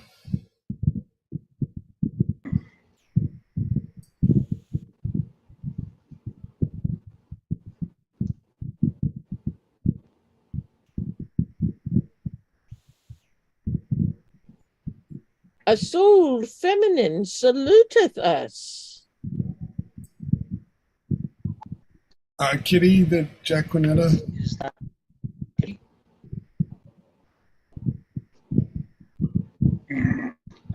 God give you good morrow, Master Parson. God give you. Master Parson, quasi-person. And if one should be pursed, which is the one? Marry, Master Squire, he that is like one head. of cursing a hogshead, a good lustre of conceit, in a turf of earth, fire enough for a flint, pearl enough for a swine. 'Tis pretty, it is well.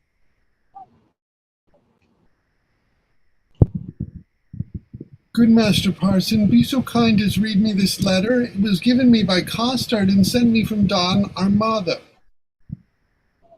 I beseech you read it. Precor gelida, quando pecus omnia sub umbra ruminant, and so forth. Ah, good old Mantuan, I may speak of thee as the traveler doth of Venice. Venture, que non te unde, que non te perecha. Old Mantuan, who understandeth thee not, utre sofa lab me. Under pardon, sir, what are the contents? Or rather, as Horace says in his What My Soul verses. I, sir, am very learned. Let me hear a staff, sir, lege domine. If love make me forsworn, how shall I swear to love? Ah, never faith could hold, if not to beauty vow. Though to myself forsworn, to thee I'll faithful prove. Those thoughts to me were oaks, to thee like osiers bough. Study his bias leaves, and makes his book thine eyes, where all those pleasures live that art would comprehend. If knowledge be the mark, to know thee shall suffice. Well learned is that tongue that well can thee commend. All ignorant that soul that sees thee without wonder, which is to me some praise that I thy parts admire. Thy eye Jove's lightning bears, thy voice is dreadful thunder, which, not to anger bent, is music and sweet fire. Celestial as thou art, oh, pardon love this wrong, that sings heaven's praise with such an earthly tongue. You find not the apostrophos, and so miss the accent. Let me supervise the congenit.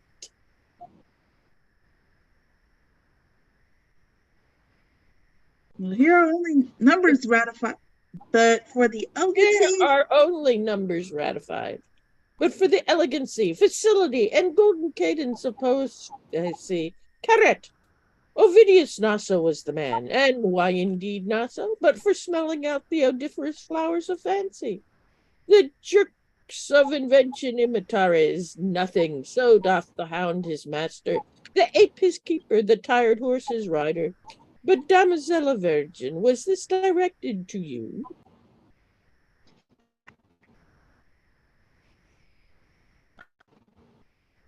Jaconetta, middle of page I, sir, 58. Kitty. I'm not Jaconetta. I'll read it. I, sir, from one Monsieur Baroni, one of the strange Queen's lords. I will overglance the superscript. Through the snow-white hand of the most beauteous Lady Rosaline. I will look again on the intellect of the letter for the nomination of the party written to the person written unto. Your ladyship's in all desired employment, Baron.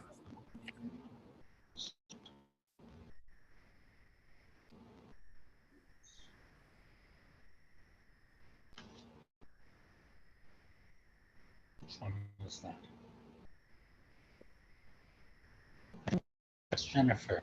Oh, Sir Holofernes, this Baron is one of the votaries of the king, and here he has framed a letter to a secret of the stranger queens, which accidentally, or by way of progression, hath miscarried. Trip and go, my sweet. Deliver this paper into the hand of the king. It may concern much. Stay not thy compliment. I forgive thy duet adieu.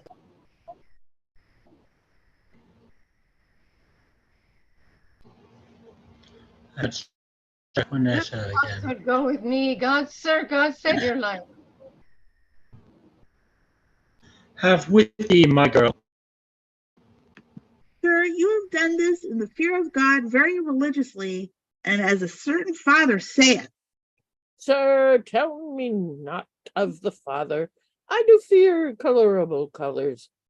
But to return to the verses, did they please you, Sir Nathaniel? Marvelous well for the pen.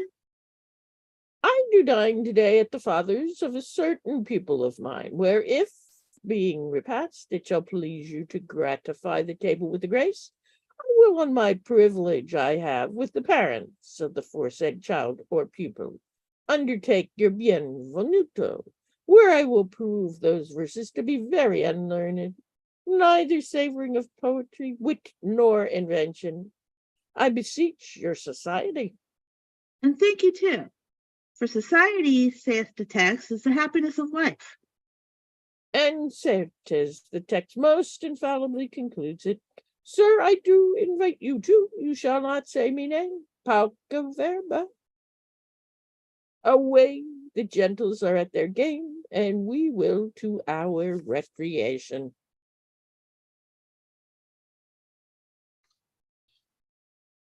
The king, he is hunting the deer. I am coursing myself.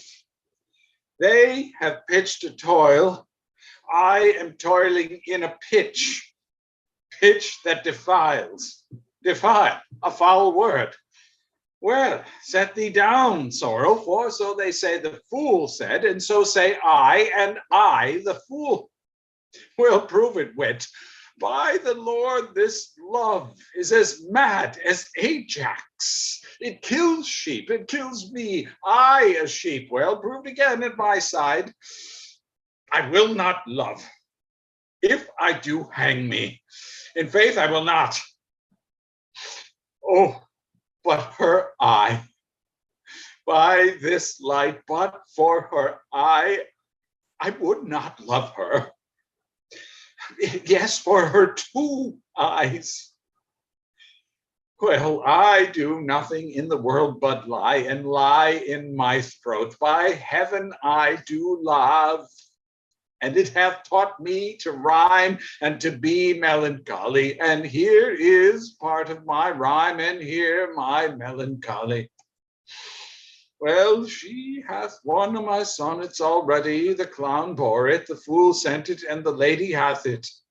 Sweet clown, sweeter fool, and sweetest lady. By the world, I would not care a pin if the other 3 were in. Here comes one with a paper. God give him grace to groan. Ay me. Shot! By heaven! Proceed, sweet Cupid. Thou hast thumped him with thy bird bolt under the left pap. In faith, secrets. So sweet a kiss the golden sun gives not to those fresh morning drops upon the rose, as thy eye beams, when their fresh rays have smote the night of dew that on my cheeks down flows, nor shines the silver moon one half so bright through the transparent bosom of the deep, as doth thy face through tears of mine give life. Of light thou shinest in every tear that I do weep, no drop but as a coach doth carry thee, so ridest thou triumphing in my woe. Do but behold the tears that swell in me, and they thy glory, though my grief will show. But do not love thyself, then thou wilt keep my tears for glasses, and still make me weep. O Queen of Queens, how far dost thou excel? No thought can think, nor tongue of mortal tell. Oh, how shall she know my griefs? I'll drop the paper. Sweet leave shade folly. Who is it comes here?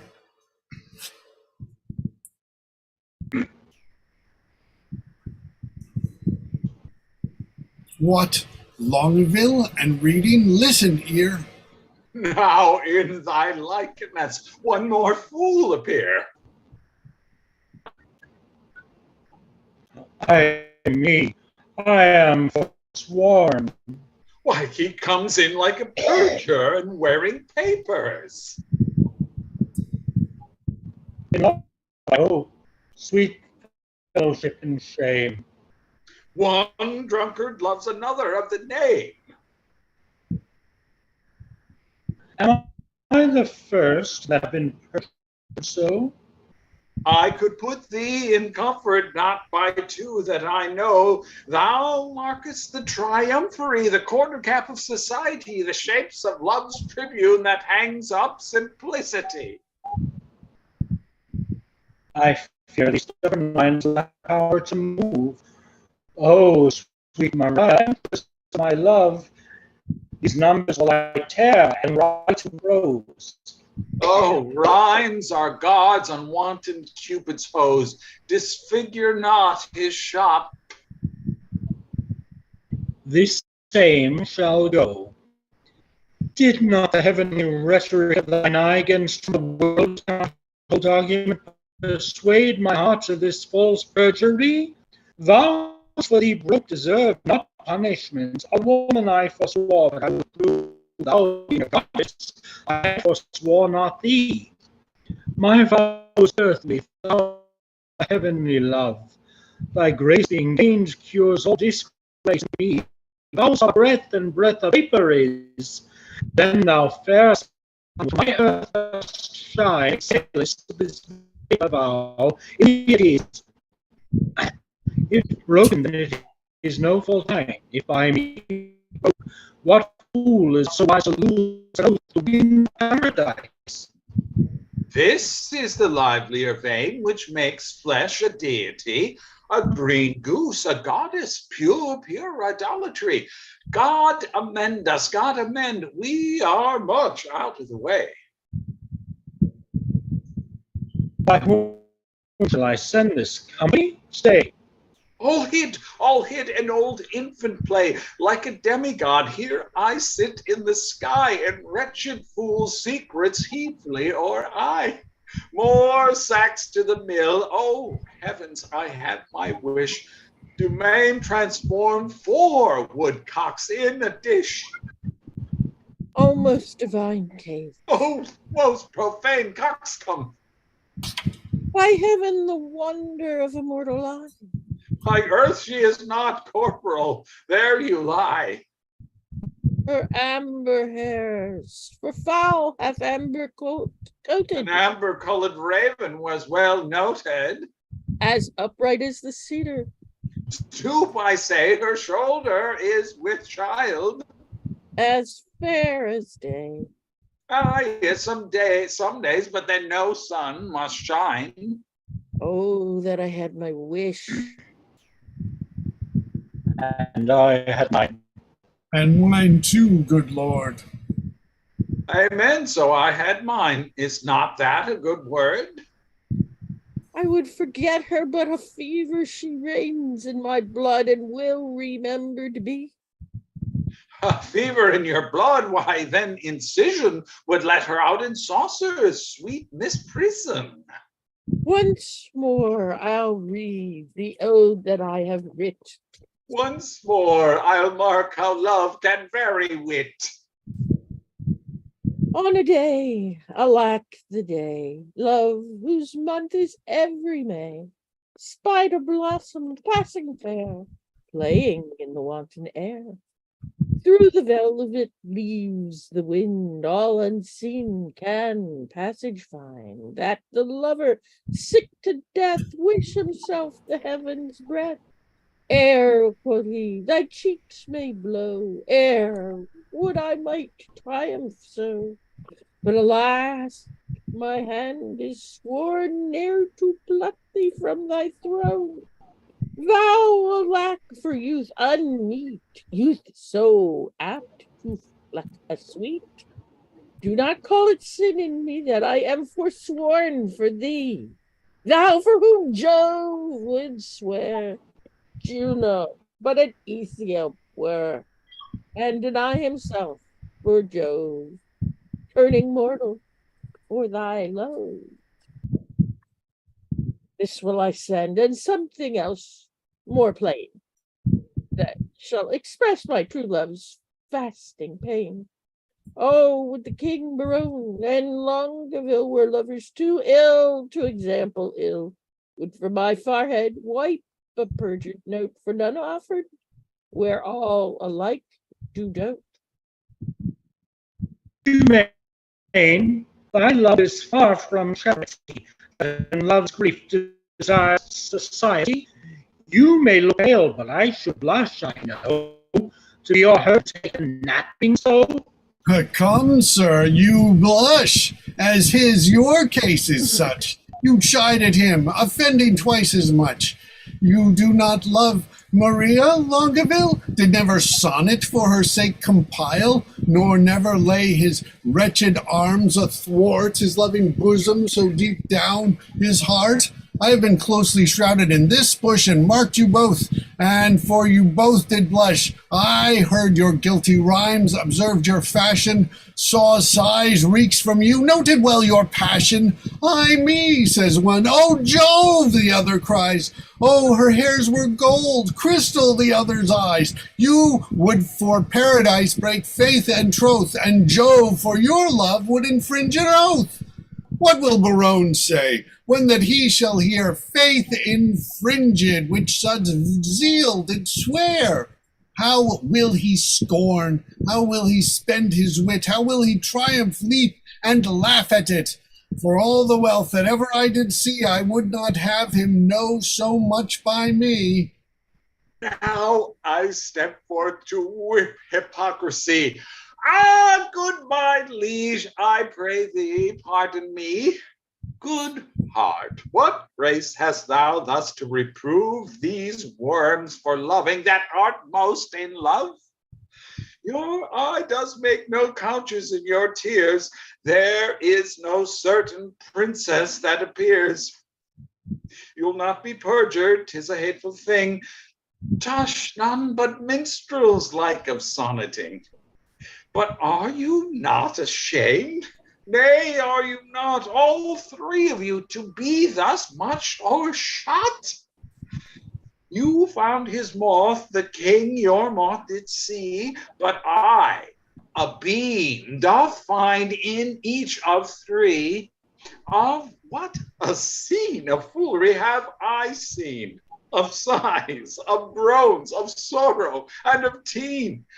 Oh me, with what strict patience have I sat to see a king transformed to a gnat, to see great Hercules whipping a jig, and profound Solomon turning a jig, and Nestor play at pushpin with the boys, and cricket Timon laughing at idle toys. Where lies thy grief? Oh, tell me, good Dumain, and gentle Longueville, where lies thy pain, and where my lieges? All about the breast, a candle, oh. Too bitter is thy jest. Are we betrayed thus to thy overview? Not you by me, but I betrayed to you. I that am honest, I that hold it sin to break the vow I am engaged in. I am betrayed by keeping company with men like men of inconstancy. When shall you see me write a thing in rhyme, or groan for Joan, or spend a minute's time in pruning me? When shall you hear that I will praise a hand, a foot, a face, an eye, a gait, a state, a brow, a breast, a waist, a leg, a line? Soft, whither away so fast? A true man or a thief that gallops so? I post from love, good lover, let me go. Enter Jaquinetta and the clown. God bless the king. What present hast thou there? Some certain treason. What makes treason here? It makes nothing, sir. Well, if it mar nothing neither, the treason and you go in peace away together. I beseech your grace, let this letter be read. Our person misdoubts it. It was treason, he said. Barone, read it over.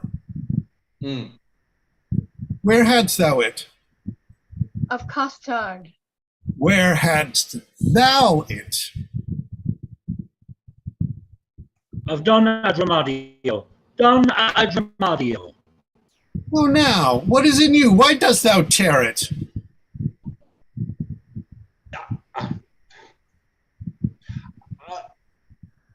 A toy, my liege, a toy. Your grace needs not fear it. No. It did move him to passion, and therefore let's hear it. It is Baron's writing, and here is his name. Ah, you horse and loggerhead, you were born to do me shame. Guilty, my lord. Guilty. I confess. What? That you three fools lacked me, fool, to make up the mess. He and you, my liege, and I are big persons in love, and we deserve to die. I'll dismiss this audience, and I shall tell you more. Ah, the number is even. True, we are four. Will these turtles be gone? Hence, sirs, away.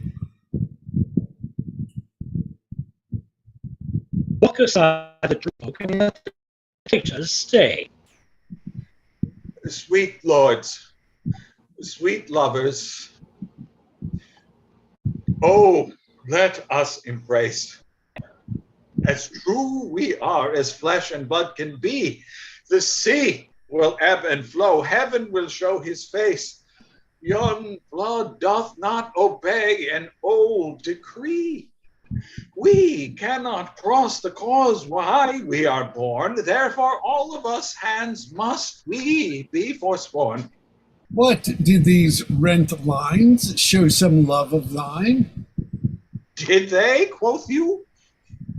Who sees the heavenly Rosaline, that, like a rude and savage man of Ind, at the first opening of the gorgeous seas, bows not his vessel head, and stricken blind, kisses the base ground with obedient breast? What peremptory eagle-sighted eye dares look upon the heaven of her brow, that is not blinded by her majesty? What zeal, what fury hath inspired thee now? Why, love, her mistress is a gracious moon, she an attending star, scarce seen a light. My eyes are then no eyes, nor I bear horn. Oh, but for my love, day would turn to night.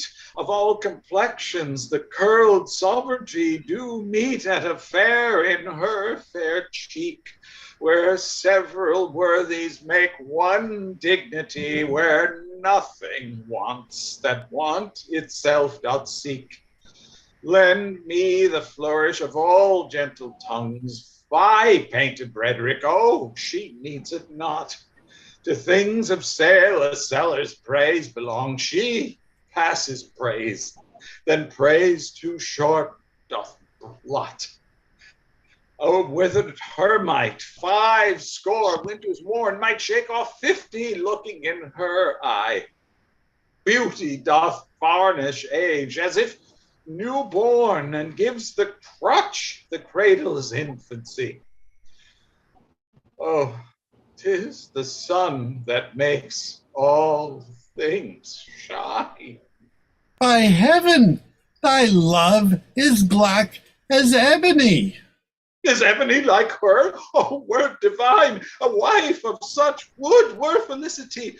Oh, who can give an oath? Where is a book that I may swear beauty doth beauty lack, if that she learn not of her eye to look? No face is fair that is not full so black.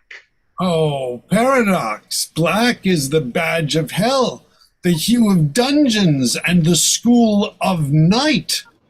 And beauty's crest becomes the heavens well. Devils soon tempt resembling spirits of light. Oh, if in black my lady's brow be decked, It mourns that painting usurping hair should ravish doters with a false aspect, and therefore is she born to make black fair. Her favor turns the fashion of the days, for native blood is counted painting now, and therefore red that would avoid dispraise paints itself black to imitate her brow. Look like her are chimney sweepers black. And since her time our colliers counted white. And Ethiops of sweet complexion crave. Dark needs no candles now, for dark is light. Your mistresses dare never come in rain, for fear their color should be washed away. 'Twere good yours did, for sir, to tell you plain, I'll find a fairer face not washed today. I'll prove her fair, or talk till doomsday here. No devil will fright thee then so much as she. I never knew man hold vile stuff so dear. Look, here's my love, my foot and her face see. Oh, if the streets were paved with thine eyes. Her feet were much too dainty for such tread. Oh, vile, then as she goes, what upward lies? The street should see she walked overhead. But what of this? Are we not all in love? Oh, nothing so sure, and thereby all forsworn. Leave this chat, and good Barone, now prove our loving lawful, and our faith not torn. Ay, marry, there's some flattery for this evil. Oh, some authority how to proceed, some tricks, some quillets how to cheat the devil. Some salve for perjury. Oh, 'tis more than need. Have at you then affections, men-at-arms, consider what you first did swear unto, to fast, to study, and to see no woman. Flat treason against the kingly state of youth. Say, can you fast? Your stomachs are too young, and abstinence engenders maladies. And where that you have vowed to study, lords, in that each of you have forsworn his book, can you still dream and pore and thereon look? For when you would, my lord, or you have found the ground of study's excellence without the beauty of a woman's face? From women's eyes this doctrine I derive. They are the ground, the books, the academs, from whence doth spring the true Promethean fire. Why, universal plotting poisons up the nimble spirits in the arteries, as motion and long-during action tires the sinewy vigor of the traveler. Now, for not looking on a woman's face, you have in that forsworn the use of eyes. And study too the causer of your vow. For where is any author in the world teaches such beauty as a woman's eye? Learning is but an adjunct to ourself, and where we are, our learning likewise is.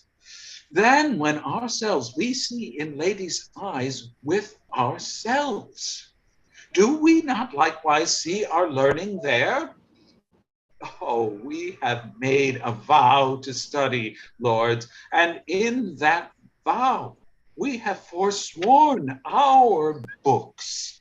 For when would you, my liege, or you in leaden contemplation have found out such fiery numbers as the prompting eyes of beauty's tutors have enriched you with?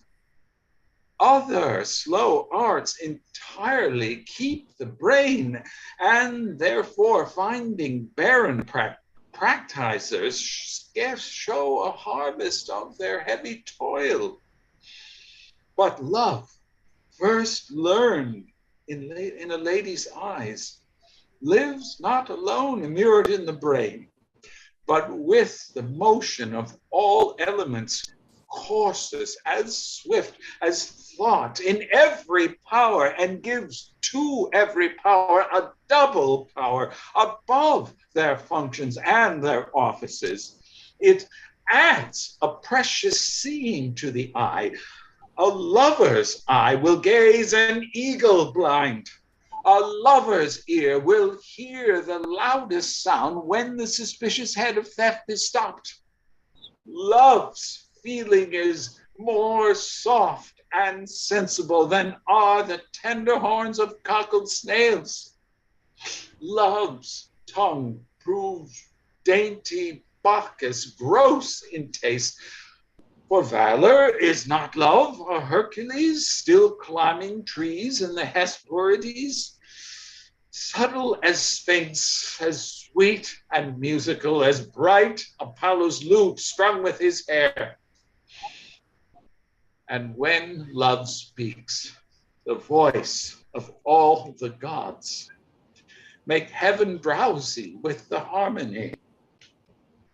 Never does poet touch a pen to write until his ink were tempered with love's sighs.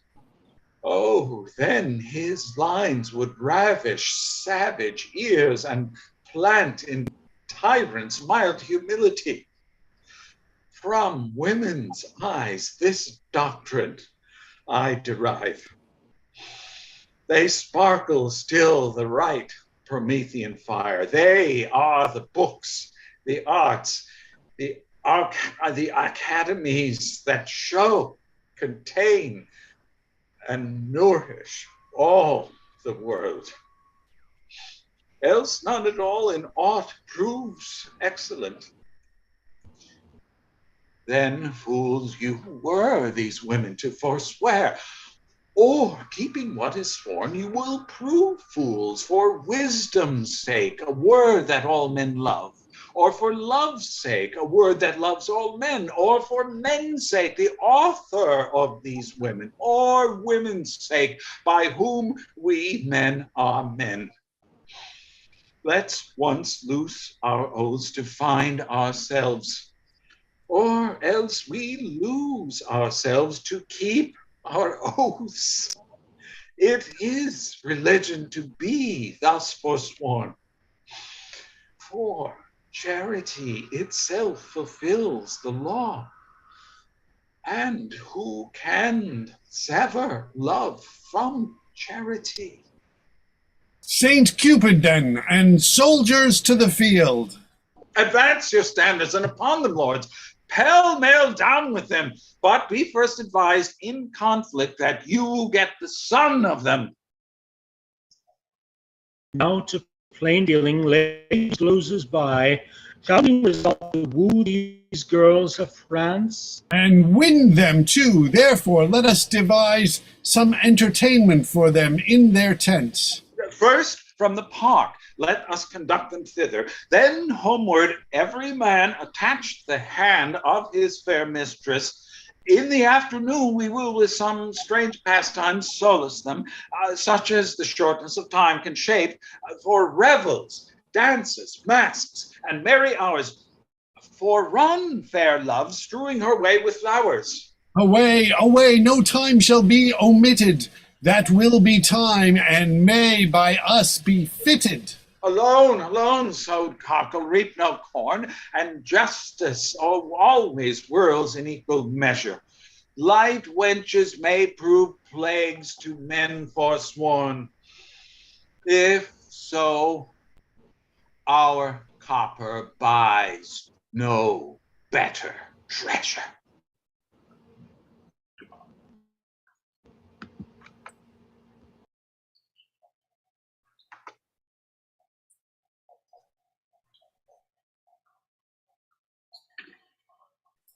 Enter the pedant, curate, and dull.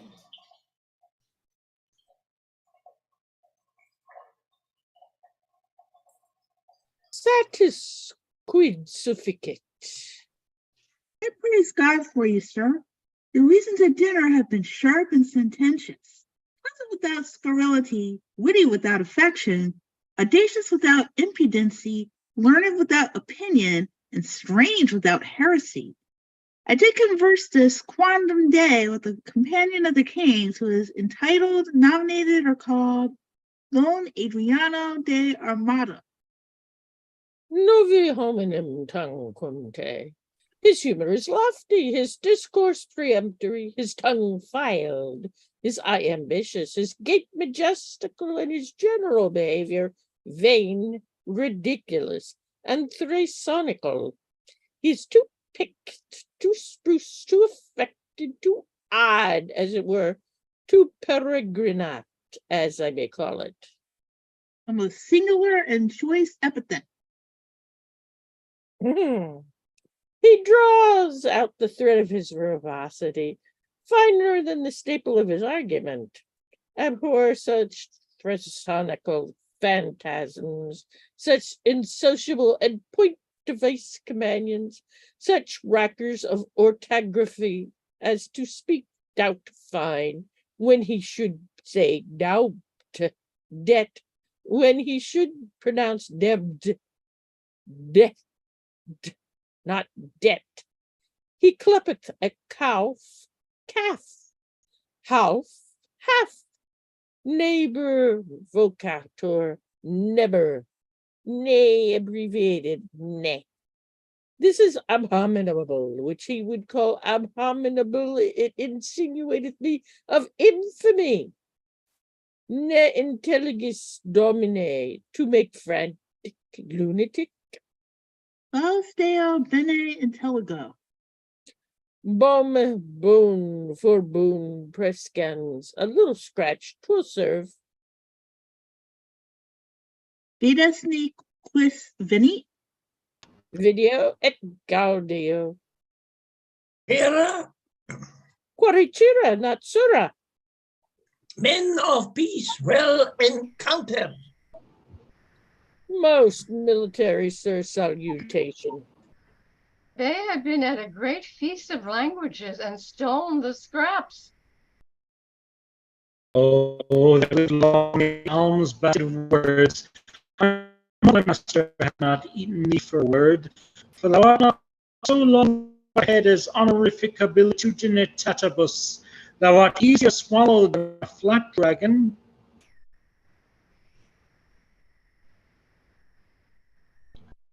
Peace, appeal begins. Monsieur, are you not lettered? Oh, yes, yes. He teaches boys the horn book. What is ab spelled backward with a horn on his head? Back. Puericcia, with a horn added. Famosili sheep with a horn. You hear his learning. What's thou consonant? The last of the 5 vowels, if you repeat them, or the 5th if I. I will repeat them. A-E-I. Sheep. The other 2 concludes it O-U. Now, by the salt wave of the Mediterranean, a sweet touch, a quick wee of wit, snip, snap, quick and home. It rejoiceth my intellect, true wit. Offered by a child to an old man, which is wit old. What is the figure? What is the figure? Horns. Thou disputes like an infant. Go whip thy jig. Lend me your horn to make one, and I will whip about your infamy unum cita, a jig of a cuckold's horn. I had but one penny besides my bread. Oh, there's the remuneration. I had a blind halfpenny purse of wit. Thou pigeon egg discretion. Oh, and the heavens were so pleased thou wert, but my bastard, what joyful father wilt thou make me? Go to, thou hast it ad dunghill, at the fingers' ends, as they say. Oh, I smell false Latin. Dunghill for unguem. Arts man perambulat, We will be singled from the barbarous. Do you not educate youth at the charge house on top of the mountain? Or amongst the hill? At your sweet pleasure for the mountain.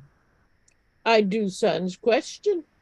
Sir, it is the king's most sweet pleasure and affectation to congratulate the princess at her pavilion, in the posteriors of this day, which the rude multitude call the afternoon. The posterior of the day, most generous sir, is liable, congruent, and measurable for the afternoon. The word is well chose, sweet and apt, I do assure you, sir, I do assure. Sir, the king is a noble gentleman, and my familiar, I do assure you, very good friend. For what is inward between us, let it pass. I do beseech thee, remember thy courtesy. I beseech thee, apparel thy head, and among other importunate and most serious designs, and of great import, indeed, too, but let that pass. For I must tell ye, it will please his grace by the word, sometime to lean upon my poor shoulder, and with his royal finger thus dally with my excrement, with my mustachio. But, sweetheart, let that pass. By the world I recount no fables, some certain special honors it pleaseth his greatness to impart to Armado, a soldier, a man of travel that has seen the world, but let that pass. The very all of all is. But, sweetheart, I do implore secrecy, that the king would have me present the princess, or sweet Chuck, with some delightful ostentation, or show, or pageant, or antic, or firework. Now, understanding that the curate and your sweet self are good at such eruptions and sudden breaking out of myrrh, as it were, I have acquainted you withal, to the end to crave your assistance. You shall present before her the 9 worthies, Sir Holofernes, as concerning some entertainment of time, some show in the posterior of this day, to be rendered by our assistants, the king's command, and this most gallant, illustrate, and learned gentleman before the princess. I say none so fit as to present the 9 worthies. Where will you find men worthy enough to present them? Joshua, yourself, myself, and this gallant gentleman, Judas Maccabeus, this swain, because of his great limb or joint, shall pass Pompey the Great, the page Hercules. Pardon, sir, error. He is not quantity enough for that worthy's thumb. He is not so big as the end of his club. Shall I have audience? He shall present Hercules in minority. His enter and exit shall be strangling a snake, and I will have an apology for that purpose.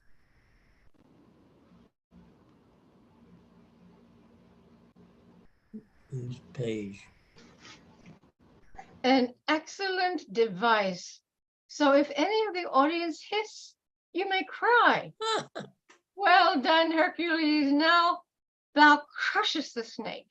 That is the way to make an offense gracious, though few have the grace to do it. For the rest of the worthies? I will play 3 myself. Nice worthy gentleman. Shall I tell you a thing? We attend.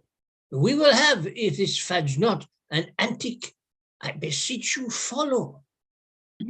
Yeah, good man, thou hast spoken no word all this while. Nor understood none neither, sir. Alone we will employ thee.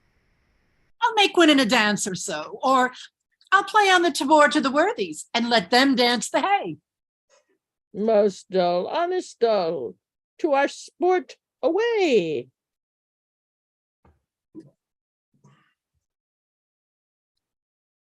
Ah. Sweethearts, we shall be rich ere we depart. A fairest come this plentifully in. A lady walled about with diamonds. Look you what I have from the loving king. Madam, came nothing else along with that? Nothing but this. Yes, as much love in rhyme as would be cramped up on a sheet of paper, writ on both sides, the leaf, margent, and all, that he was fain to seal on Cupid's name. That was the way to make his godhead wax, for he hath been 5,000 years a boy. Aye, and a shrewd, unhappy gallows too. You'll ne'er be friends with him. Killed your sister. Made her melancholy, sad, and heavy, and so she died. Had she been light like you, of such a merry, nimble, stirring spirit, she might have been a grand dame ere she died, and so may you, for a light heart lives long. What's your dark meaning, mouse, of this light word? A light condition and a beauty dark. We need more light to find your meaning out. You'll mar the light by taking it in snuff. Therefore, I'll darkly end the argument. Look what you do. You do it still in the dark. So do not you, for you are a light wench. Indeed, I weigh not you, and therefore light. You weigh me not. Oh, that's you care not for me. Great reason, for past care is still past cure. Well bandied both, a set of wit well played. But Rosalie, you have a favor too? Who sent it, and what is it? I would you knew. And if my face were but as fair as yours, my favor were as great, be witness this. Nay, I have verses too. I thank Barone. The number's true, and we're the numbering too. I were the fairest goddess on the ground. I am compared to 20,000 fairs. Oh, he hath drawn my picture in his letter. Anything like? Much in the letters, nothing in the praise. Beauteous as ink, a good conclusion. Fair as a text be in a copybook. Where pencils? How? Let me not die your debtor. My red dominical, my golden letter. Oh, that your face were full of O's. Pox of that jest, and I beshrew all shrows. But Catherine, what was sent to you from fair domain? Madam, this glove.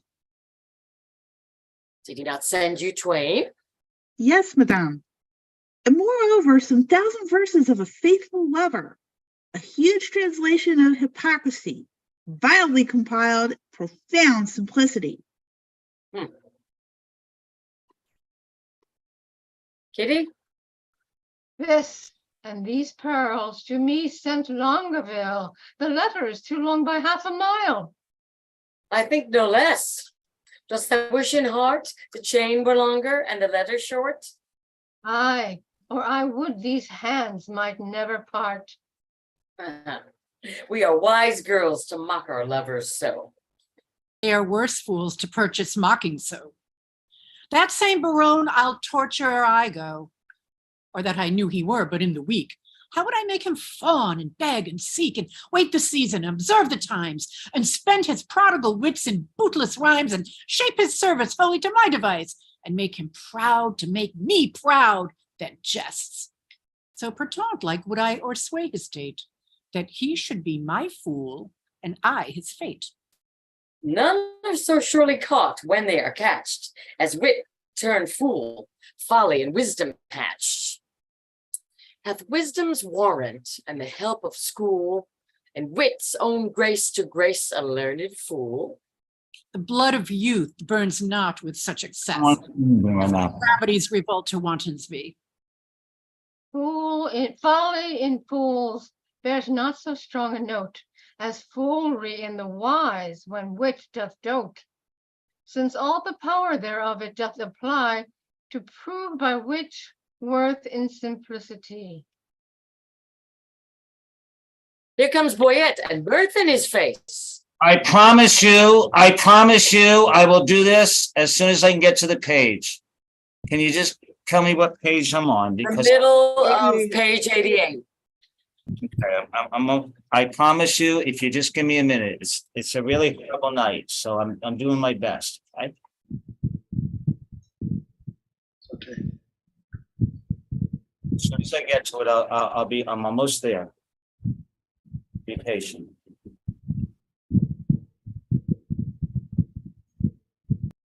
Why don't you follow along? Why is my face so red? Sorry.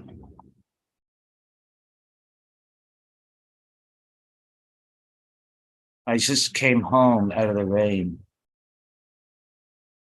Okay, now I'm coming back up here.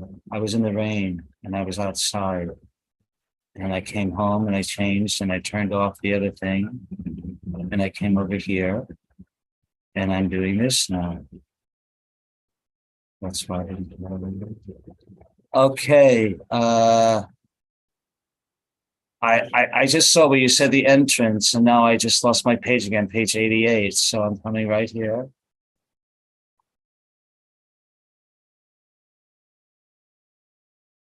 Amphetamine.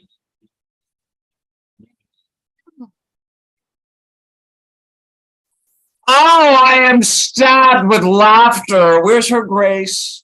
Thy news, boyet? Prepare, madam, prepare. Arm wrenches, arm encounters mounted are against your peace. Love doth approach, disguised, armed in arguments, you be surprised. Muster your wits, stand in your own defense, so hide your heads like cowards and fly hence. Saint Dennis to Saint Cupid. What are they that charge their breath against us? Say, scout, say. Under the cool shade of a sycamore, I thought to close mine eyes some half an hour, when lo, to interrupt my purposed rest toward that shade, I might behold addressed the king and his companions. Warily I stole into a neighbor's thicket by, and overheard what you shall overhear. That by and by, disguised, they will be here. Their herald is a pretty knavish page that, well by heart hath conned his embassage, action and accent did they teach him there. Thus must thou speak, and thus thy body bear, and ever anon they made a doubt, presence majestical would put them out. For quoth the king, an angel shalt thou see, yet fear not thou, but speak audaciously. The boy replied, an angel is not evil. I should have feared her, had she been a devil. With that, all laughed and clapped him on the shoulder, making the bold wage by their praises bolder. One rubbed his elbow thus, and fleered and swore. A better speech was never spoken before. Another, with his finger and his thumb, cried, Thea, we will do it! Come what will come. The third, he capered and cried, all goes well. The fourth turned on the toe, and down he fell. With that, they all did tumble on the ground, with such a zealous laughter, so profound, that in their spleen ridiculous appears, to check their folly passions, solemn tears. But what? Come they to visit us? Ah, they do, and are apparelled thus, like Muscovites or Russians, as I guess. Their purpose is to parley to court and dance, and every one his love feat will advance unto his several mistress, which they'll know, by favors several all, which they did bestow. And will they so? The gallants shall be tasked. For ladies, we will every one be masked, and not a man of them shall have the grace, despite of suit, to see a lady's face. Hold, Rosalind, this favor shalt thou wear, and then the king will accord thee for his dear. And hold, take thou this, my sweet, and give me thine. So shall Barone take me for Rosaline. And change your favors too, so shall your loves woo contrary, deceived by these removes. Come on then, where are the favors most in sight? But in this changing, what is your intent? The effect of my intent is to cross theirs. They do it but in mocking merriment, and mock for mock is only my intent. Their several counsels they unbosom shall, to loves mistook, and so be mocked withal. Upon the next occasion that we meet, with visages displayed, to talk and greet. But shall we death? Will we not move a foot? Oh, but shall we dance if they desire us to it? No, to the death, we will not move a foot. nor to their penned speech render we no grace, but while 'tis spoke, each turn away his face. Why, that contempt will kill thy keeper's heart and quite divorce his memory from his part. For I do it, and I make no doubt the rest will e'er come in if he be out. There's no such sport as sport by sport o'erthrown to make theirs ours, and ours none but our own. So shall we stay mocking intended game, and they, well mocked, depart away with shame. The trumpet sounds, be masked, the masters come. Enter blackamoors with music, the boy with the speech, and the rest of the lords disguised.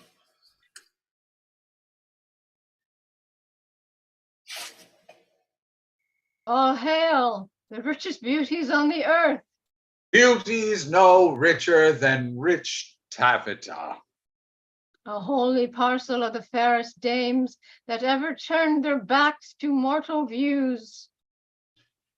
Their eyes, villain, their eyes. That ever turned their eyes to mortal views. Out, True, out indeed. out of your favors, heavenly spirits vouchsafe not to behold. Once to Once to behold, once, rogue. Once to behold with your sun-beamed eyes, with your sun-beamed eyes. They will not answer to that appetite. You were best to call it daughter-beamed eyes. They do not mark me, and that brings me out. This your perfectness, be gone, you rogue. What would these strangers? Know their minds, boy it. If they do speak our language, 'tis our will that some plain man recount their purposes.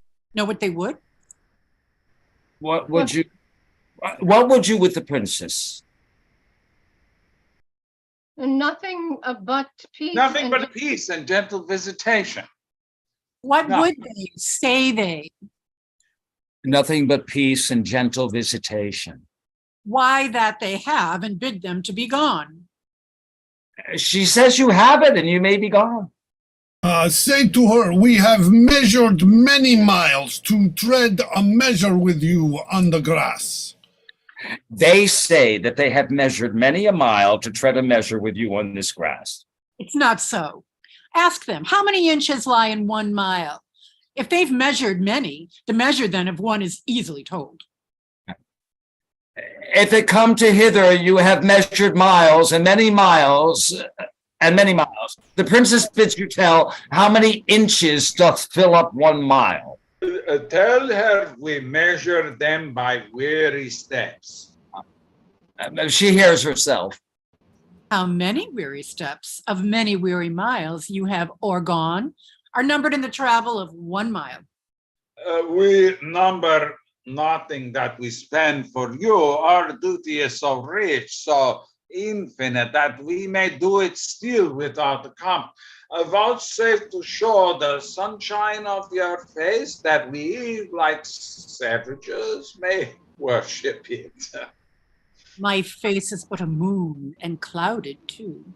Blessed are clouds to do as such clouds do. Vouchsafe, bright moon, and these thy stars to shine, those clouds removed upon our watery eyne. O vain petitioner, beg a greater matter.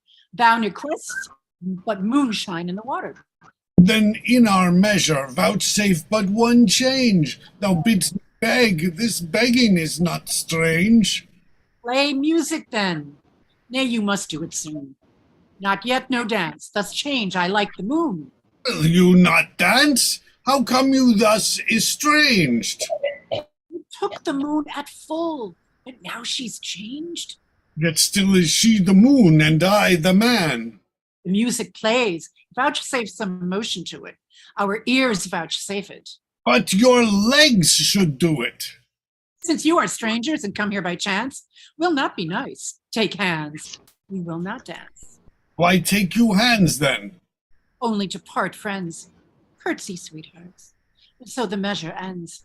More measure of this measure, be not nice. We can afford no more at such a price. Price yourselves, what buys your company? Your absence only. That can never be. Then cannot we be bought? And so adieu, twice to your visor and half once to you. If you deny to dance, let's hold more chat. In private, then. I am best pleased with that. Wait, handred mistress, one sweet word with thee. Honey and milk and sugar. There is 3. Nay, then 2 trays, and if you grow so nice, Methaglin, Word, and Momsey. Well, round dice, there's half a dozen sweets. 7th sweet adieu. Since you can cog, I'll play no more with you.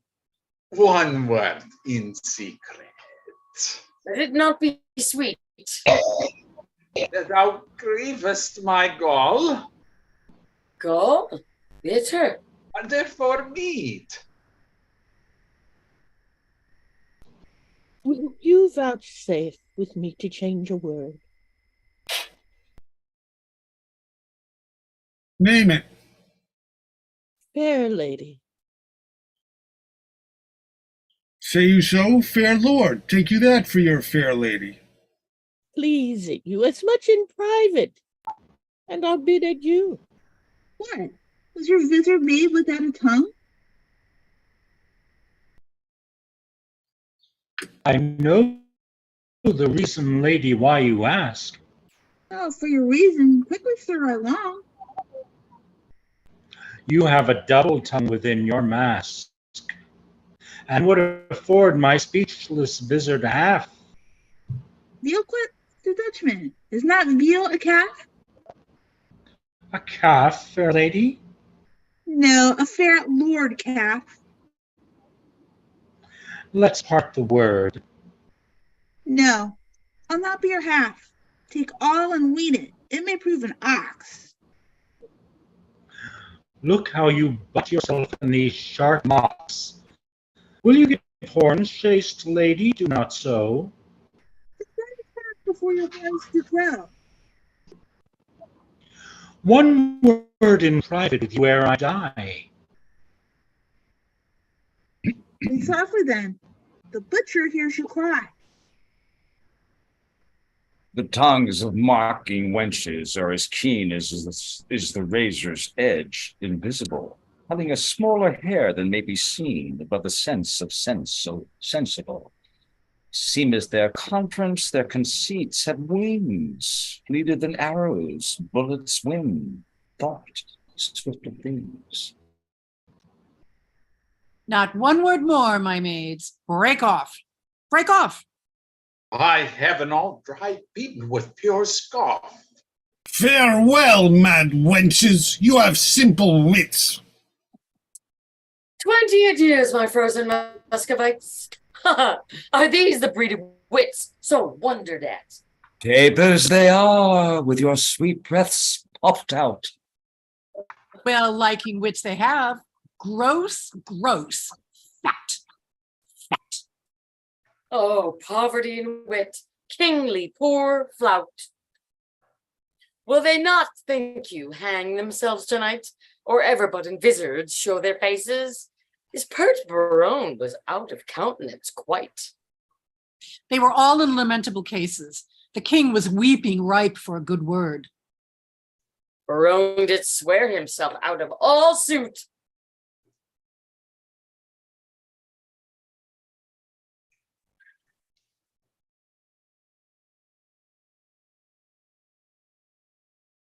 Dumaine was at my service, and his sword.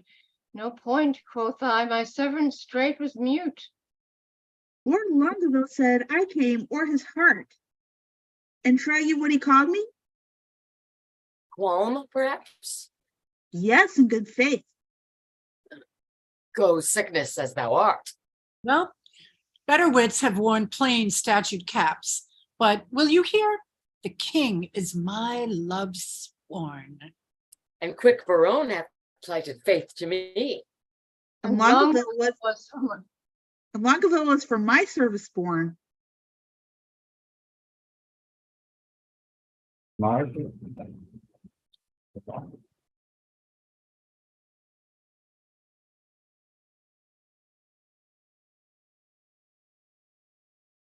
Jermaine is fine as sure as bark on tree. Madam and pretty mistresses, give ear.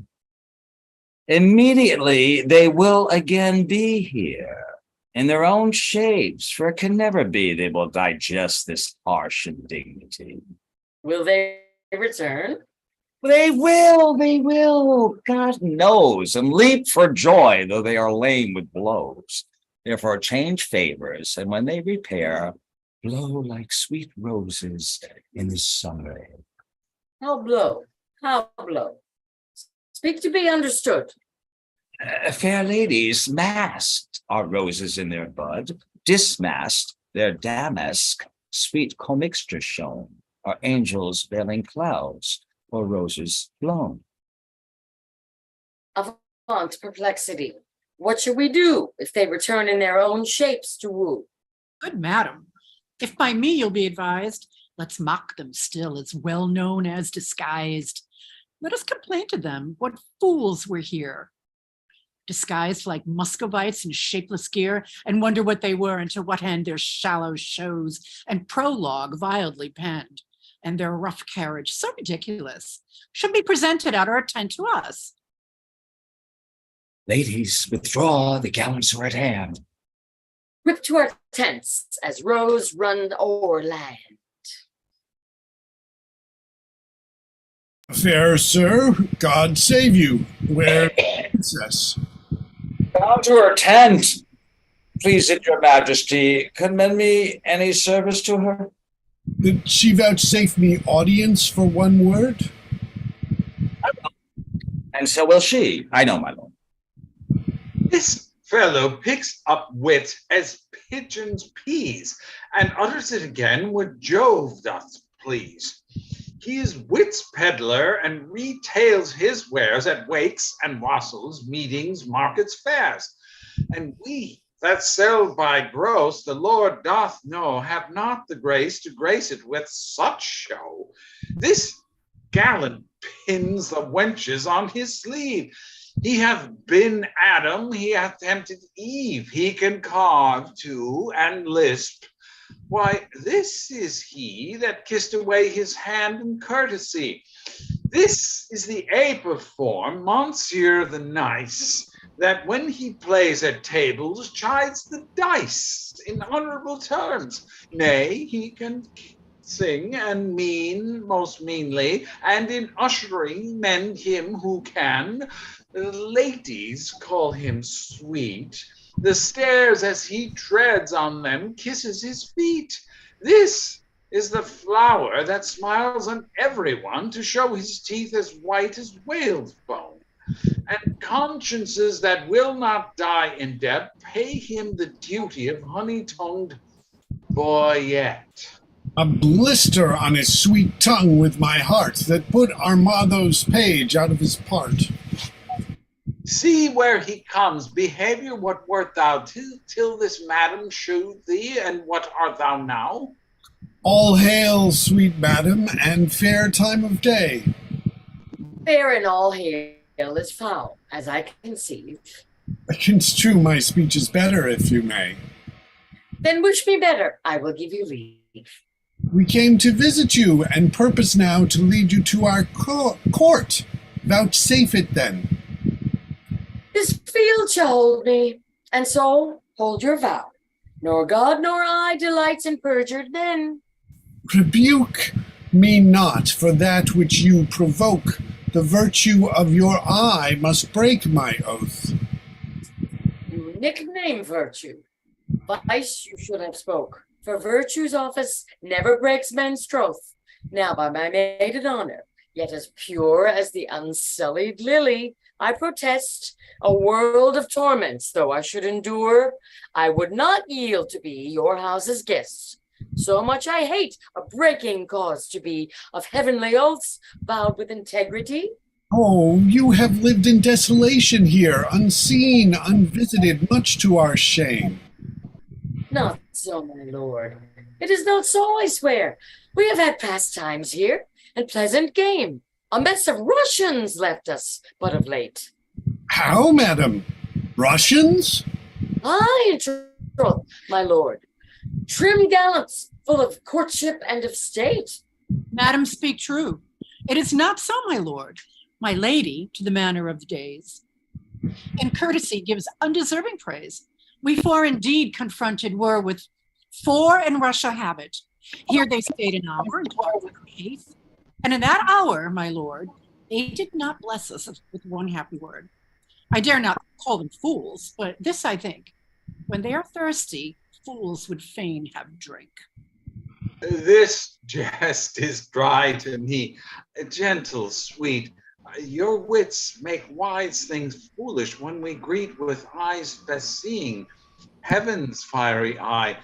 By light we lose light. Your capacity is of that nature that to your huge store wise things seem foolish and rich things but poor.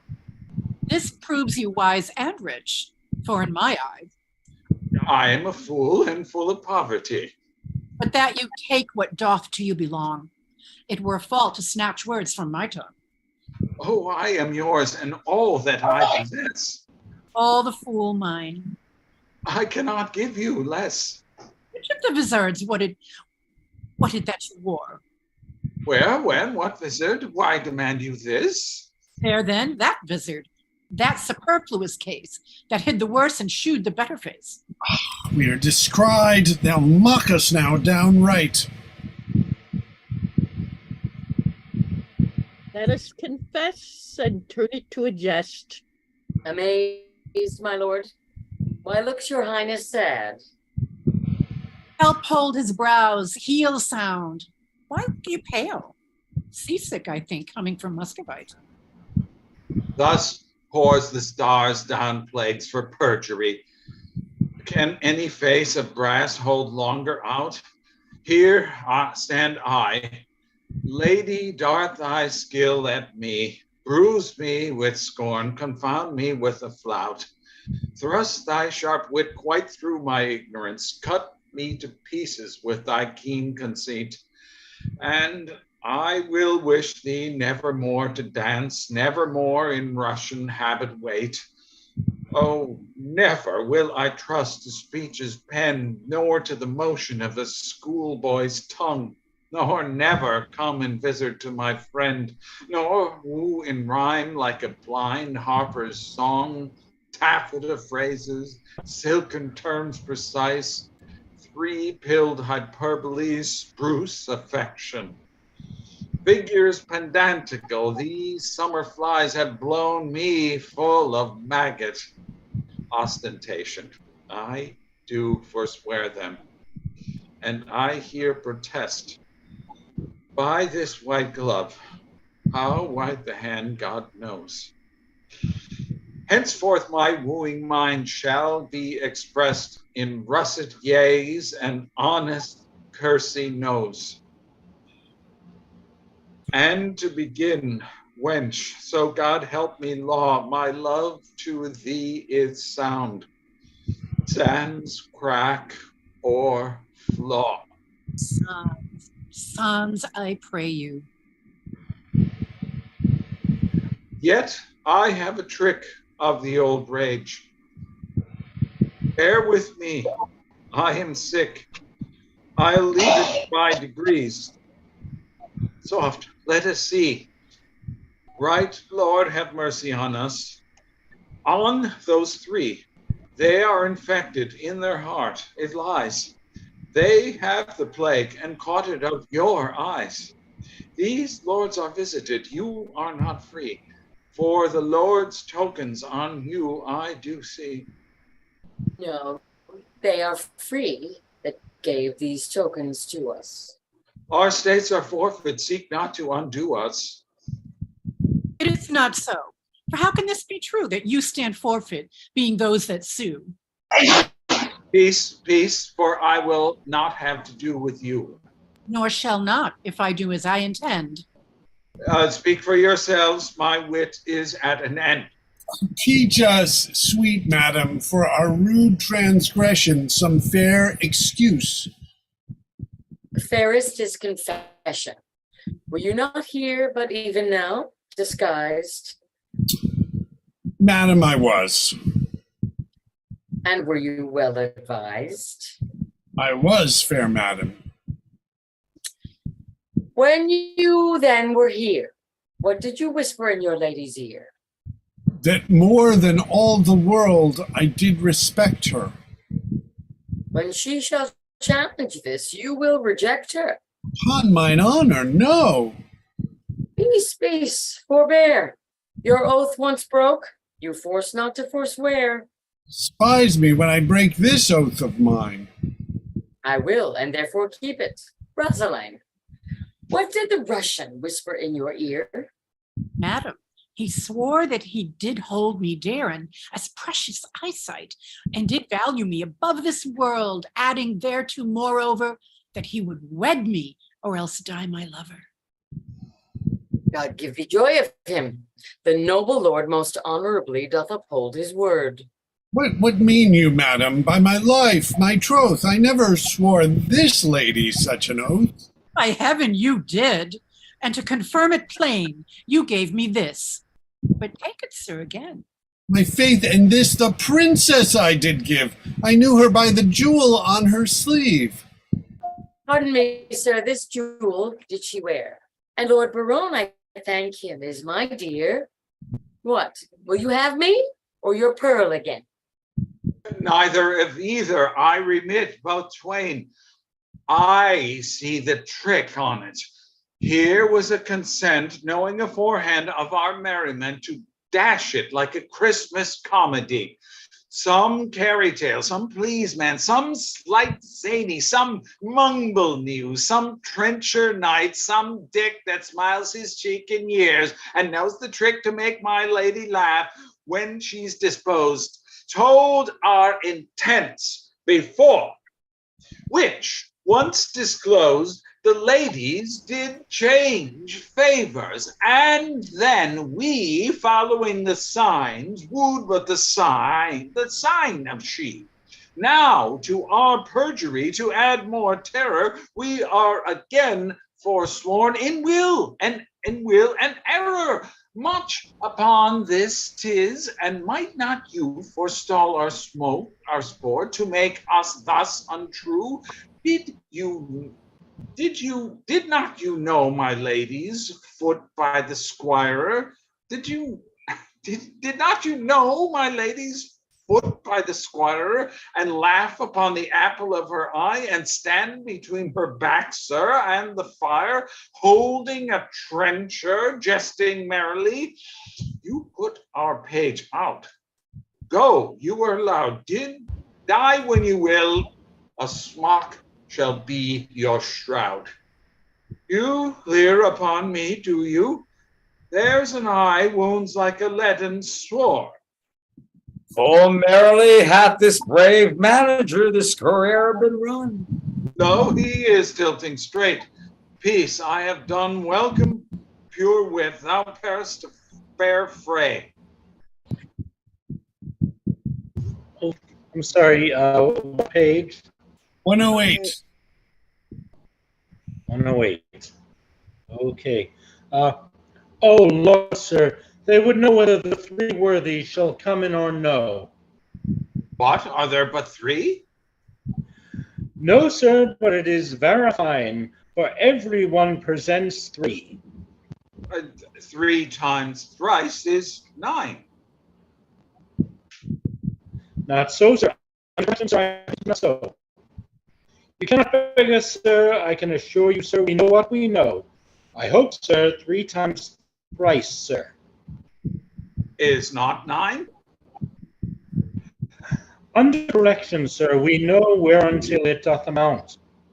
By Jove, I always took 3 threes for 9. Oh, Lord, sir, for pity you should get your living by reckoning, sir. How much is it?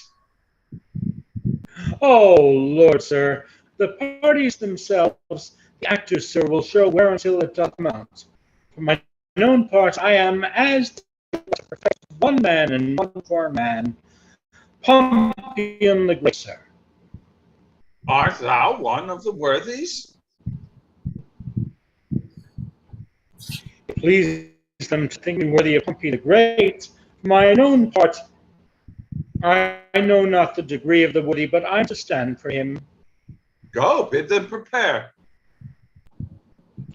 We will learn it finally, officer. We will take some care. Barone, they will shame us. Let them not approach. We are shame-proof, my lord, and 'tis some policy to have one shoe worse than the king's and his company. I say they shall not come. Nay, my good lord, let me o'errule you now. That sport best pleases that doth least know how. Where zeal strives to content, and the contents dies in the zeal of that which it presents. Their form confounded makes most form in mirth, when great things laboring perish in their birth. A right description of our sport, my lord.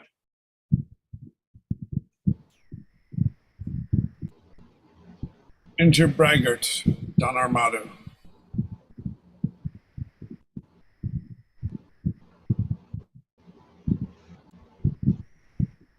Awake, Angus.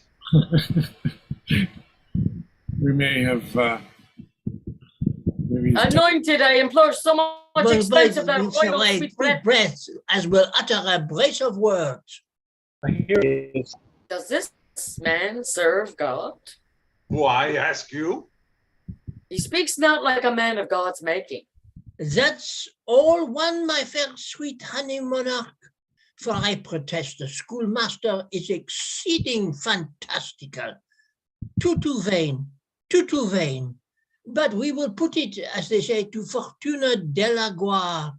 I wish you the peace of mind, most royal compliment.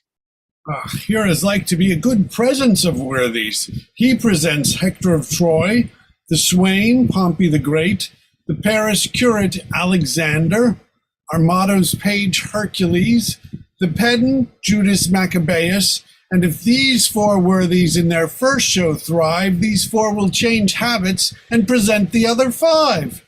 There is 5 in the first show. You were deceived, 'tis not so. The pedant, the braggart, the hedge priest, the fool, and the boy.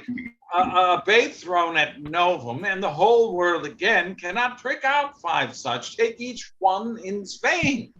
The ship is under sail, and here she comes amain. I, Pompey, am. You lie, you are not he. I, Pompey, am. With Libbard's head on me. The Great. Well said, old mocker. I must needs be friends with thee. I, Pompey, am. Pompey surnamed the Big. The Great. It is great, sir. Pompey surnamed the Great, that often field with targe and shield did make my foe to sweat, and prevailing along this coast I here am come by chance, and lay my arms before the legs of this sweet lass of France. If your ladyship would say thanks, Pompey, I had done. Great thanks. It's great, Pompey. 'Tis not so much worth, but I hope I was perfect. I made a little fault and great. My hat to a halfpenny, Pompey proves the best worthy. What in the world I live? I was the world's commander. By east, west, north, and south, I spread my conquering might. My Scutcheon plain declares that I am Alexander. Your nose says no, you are not, for it stands to right. Your nose smells no in this most tender smelling night. Conqueror is dismayed. Proceed, good Alexander. When in the world I lived, I was the world's commander. No, it's true. 'Tis right. You were so, Alexander. Pompey the Great. Your servants and custard. Take away the conqueror. Take away Alexander. Oh, sir, you have overthrown Alexander the Conqueror. You will be scraped out of the painted cloth for this. Your lion that holds this poleaxe sitting on a close stool will be given to Ajax. He will be the knight worthy. A conqueror and afraid to speak? Run away for shame, Alexander. There and shall please you, foolish mild man, an honest man look you, and soon dashed. He is a marvelous good neighbor in sooth, and a very good bowler, but for Alexander, alas, you see how 'tis a little apart. But there are ways criminals speak their minds in some other sorts. Stand aside, good Pompey. Great Hercules is presented by this imp, whose club killed Cerberus, that three-headed Camus. And when he was a babe, a child, a shrimp, thus did he strangle serpents in his manus. Quoniam he seemeth in minority, ergo I come with this apology. Keep some state in thy exit and vanish.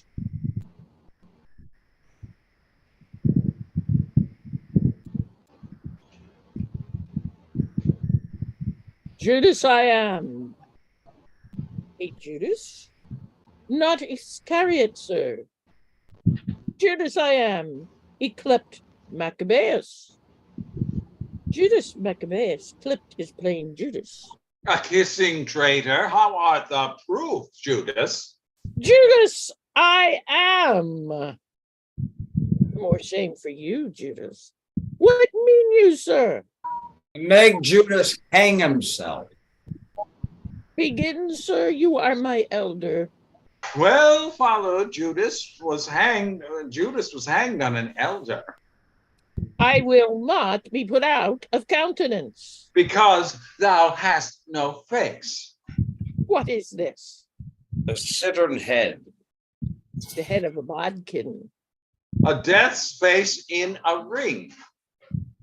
The face of an old Roman coin scarce seen. The pommel of Caesar's falcon.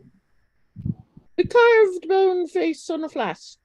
St. George's half-cheek in a brooch.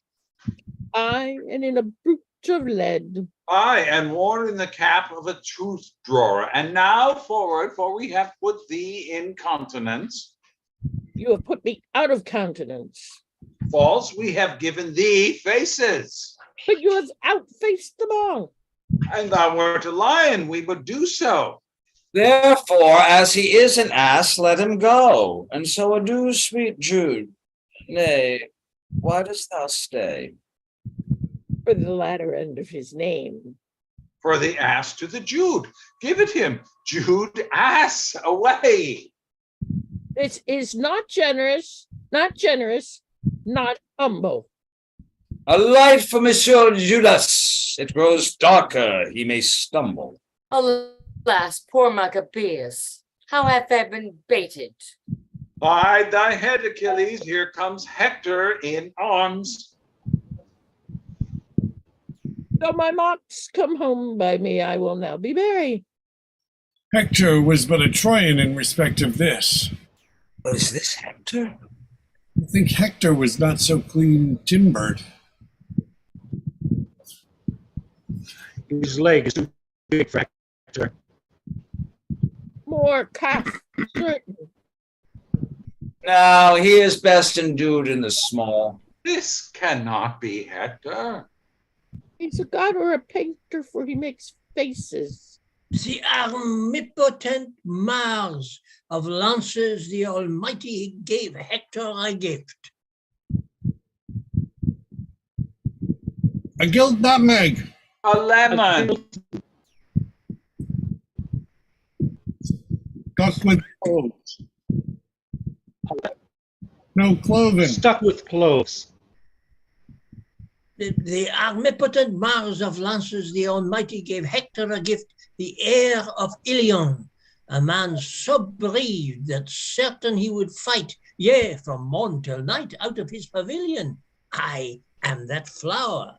That mint. That Columbine. Sweet Lord Longaville, rein thy tongue. I must rather give it the rein, for it runs against Hector. I and Hector's a greyhound. The sweet war man is dead and rotten. Sweet Chuckles, beat not the bones of the buried, but I will forward in my device. Sweet royalty, bestow on me the sense of hearing. Speak, brave Hector. We are much delighted. I do adore thy sweet graces, Slipper. Loves her by the foot. He may not by the yard. This Hector far surmounted Hannibal. The party is gone. Fellow, she is gone. She is 2 months on her way. What meanest thou? Unless you be honest Troyan, before when she's cast away, she's quick. The child brags in her belly already, 'tis yours. Dost thou infamonize me among potentates? Thou shalt die. Then shall Hector be whipped for Jaquinetta that is quick by him, and hanged for Pompey that is dead by him. Most rare Pompey. Greater than great. Hey. Great Pompey. Pompey the huge. Hector trembles. Pompey is moved, more at ease. Stir them on. Hector will challenge him. If I have no more man's blood in his belly, then will supper flee. By the North Pole, I do challenge thee. I will not fight with the pole like a Northern man. I'll slash. I'll do it by the sword. I pray you let me borrow my arms again. Room for the incensed worthies. I'll do it in my shirt. Most resolute Pompey.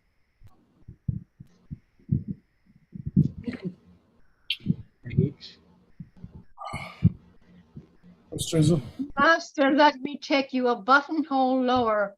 Do you not see Pompey is uncasing for the combat? What mean you? You will lose your reputation. Gentlemen and soldiers, pardon me. I will not combat in my shirt. You may not deny it. Pompey hath made the challenge. Sweet bloods. Oh, Sweet bloods, I both may and will. what reason have you for it?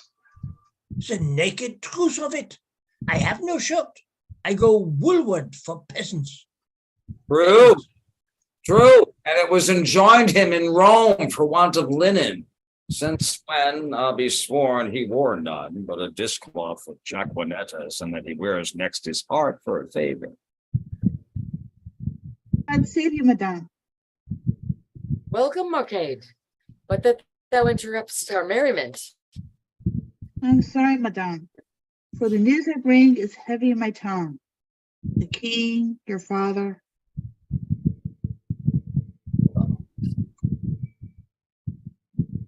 Sorry, my cat made me lose. Please, what page is this? 119. 119. 119.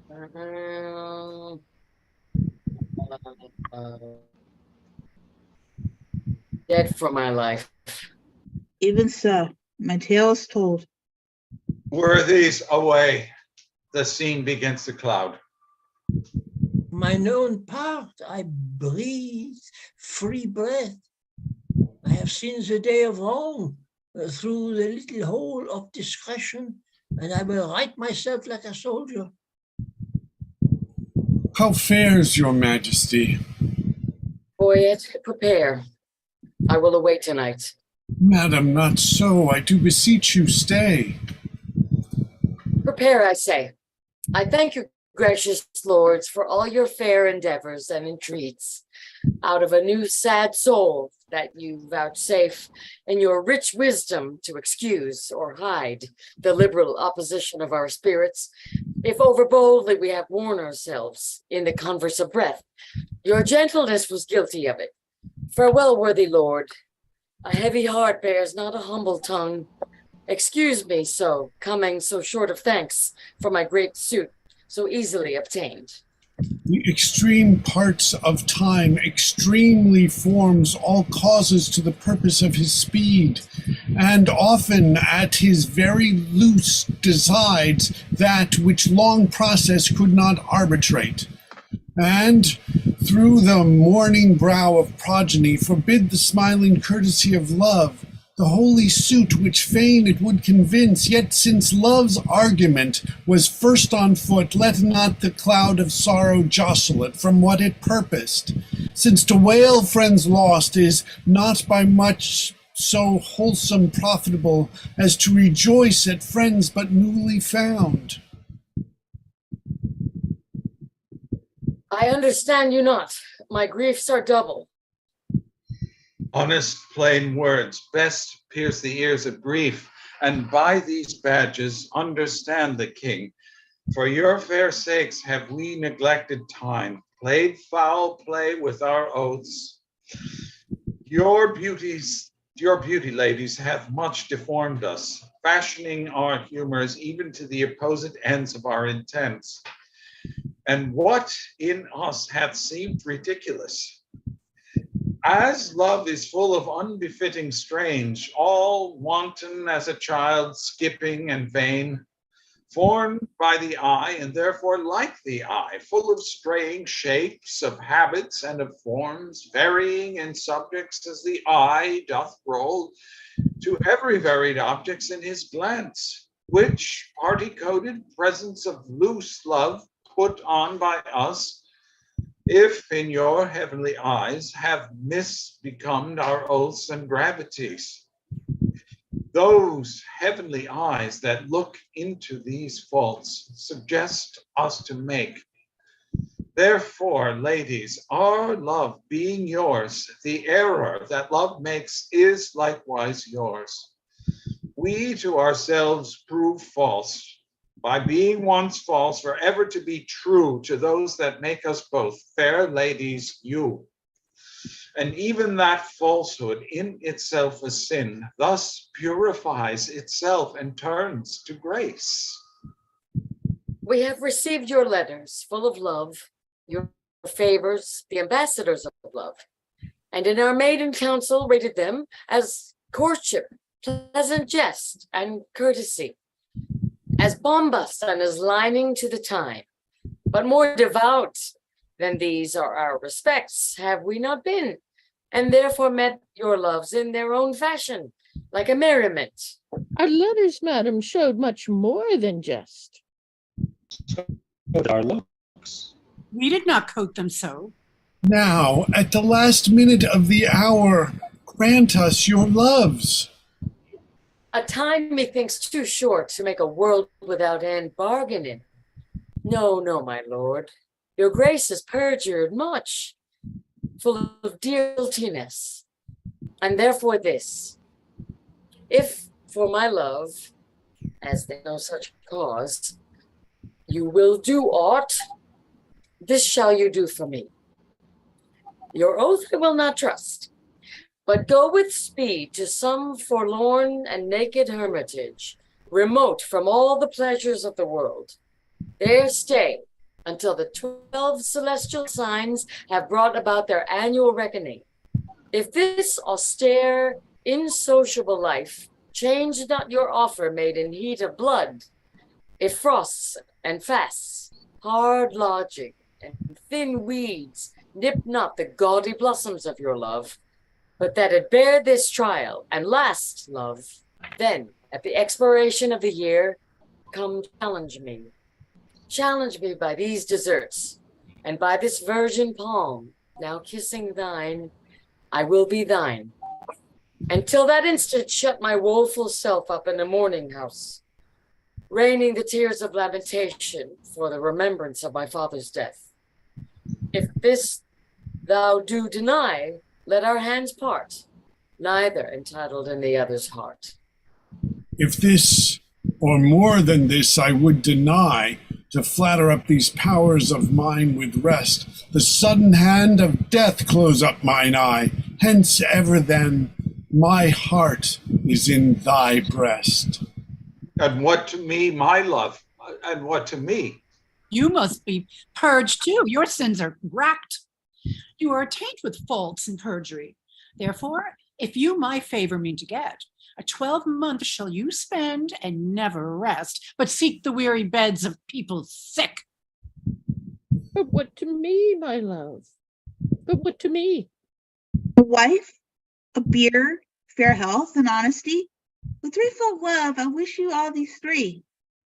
Oh, shall I say? I thank you, gentle wife.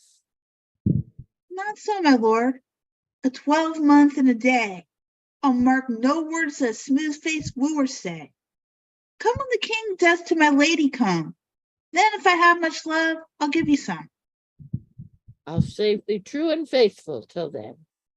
Yet swear not, lest you be forsworn again. What says Maria?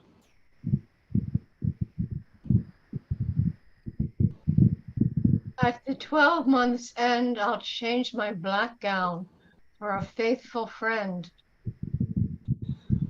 I'll stay with patience, but time is long.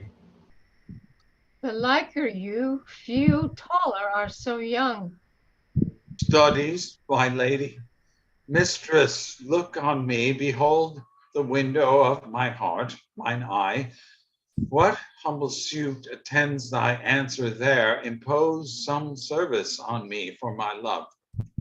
Oft have I heard of you, my lord Baron, before I saw you.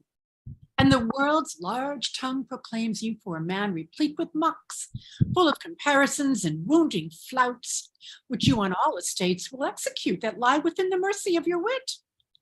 To weed this wormwood from your fruitful brain, and therewithal to win me, if you please, without the which I am not to be won, you shall this 12-month term from day to day visit the speechless sick, and still converse with groaning wretches, and your task shall be, with all the fierce endeavor of your wit, to enforce the pained impotent to smile. To move wild laughter in the throat of death? It cannot be. It is impossible. Mirth cannot move a soul in agony. Why, that's the way to choke a gibing spirit, whose influence is begot of that loose grace which shallow laughing hearers give to fools. A jest's prosperity lies in the ear of him that hears it, never in the tongue of him that makes it. Then, if sickly ears, deft with the clamors of their own dear groans, will hear your idle scorns, continue them, and I will have you, and that fault withal. But if they will not, throw away that spirit, and I shall find you empty of that fault, right joyful of your reformation. A 12-month? Well, befall what will befall, I'll jest a 12-month in an hospital. Aye, sweet my lord, and so I take my leave. No, madam, we will bring you on your way. Our wooing doth not end like an old play. Jack hath not Jill. These ladies' courtesy might well have made our sport a comedy. Come, sir, it wants a 12-month and a day, and then 'twill end. That's too long for a play. Sweet Majesty, vouchsafe me. Was not that Hector? The worthy knight of Troy. I will kiss thy royal finger and take leave. I am a votary. I have vowed to Jacanetta to hold the plough for her sweet love 3 years. But most esteemed greatness, will you hear the dialogue that the two learned men have compiled in praise of the owl and the cuckoo? It should have followed in the end of our show. Well, call them forth quickly. We will do so. Hola, approach. This side is Hyams, winter. This there's the spring, the one maintained by the owl, the other by the cuckoo. There, begin. When daisies hide and violets blue and cuckoo buds of yellow hue and lady sparks of silver white to paint the meadows with delight. The cuckoo then on every tree marks married man, for thus sings he. Cuckoo, cuckoo, cuckoo, a word of fear, unpleasing to a married ear. Cuckoo, cuckoo, a word of fear, unpleasing to a married ear. When shepherds pipe on oaten straws, and merry larks are ploughmen's clocks, when turtles tread and rooks on daws, and maidens bleach their summer smocks, the cuckoo then on every tree marks married man, for thus sings he. Cuckoo, cuckoo, cuckoo, a word of fear, unpleasing to a married ear. Cuckoo, cuckoo, a word of fear, unpleasing to a married ear. When icicles hang by the wall, and Dick the shepherd blows his nail, and Tom bears logs into the hall, and milk comes frozen home in pail. When blood is nipped and waves be foul, then nightly sings the staring owl. Do it, do a merry note, while greasy John doth keel the pot. To a merry note, while greasy John doth keel the pot. When all out the wind doth blow, and coughing drowns the parson's saw, and birds sit brooding in the snow, and Marion's nose looks red and raw. When roasted crabs is in the bowl, then nightly sings the staring owl. To-wit, to-woo, a merry note, while greasy John doth keel the pot. To-wit, to-woo, a merry note, while greasy John doth keel the pot. The words of Mercury are harsh after the songs of Apollo. You that way, we this way. Nice. Exeunt omnes. Thank you all. Well done. Yay. Angus, my goodness, it is what, 3, almost 4 a.m. It's about your time? it's about 4:45. Oh my gosh. Beginning to fade. Yes. So much for doing it. Thank you all. Yeah, thank It you. seemed like a good idea at the time. Yeah. Nice to see you guys all again. Good to Take see you. care. Yeah. Have a good sleep. Yeah, so it's like 4 o'clock in the morning there, huh? Yeah, it's about, yeah, it's just coming up to 10 to 4. Yeah. Thanks. Yeah. Went on rather Way longer past than your I bedtime. expected. You are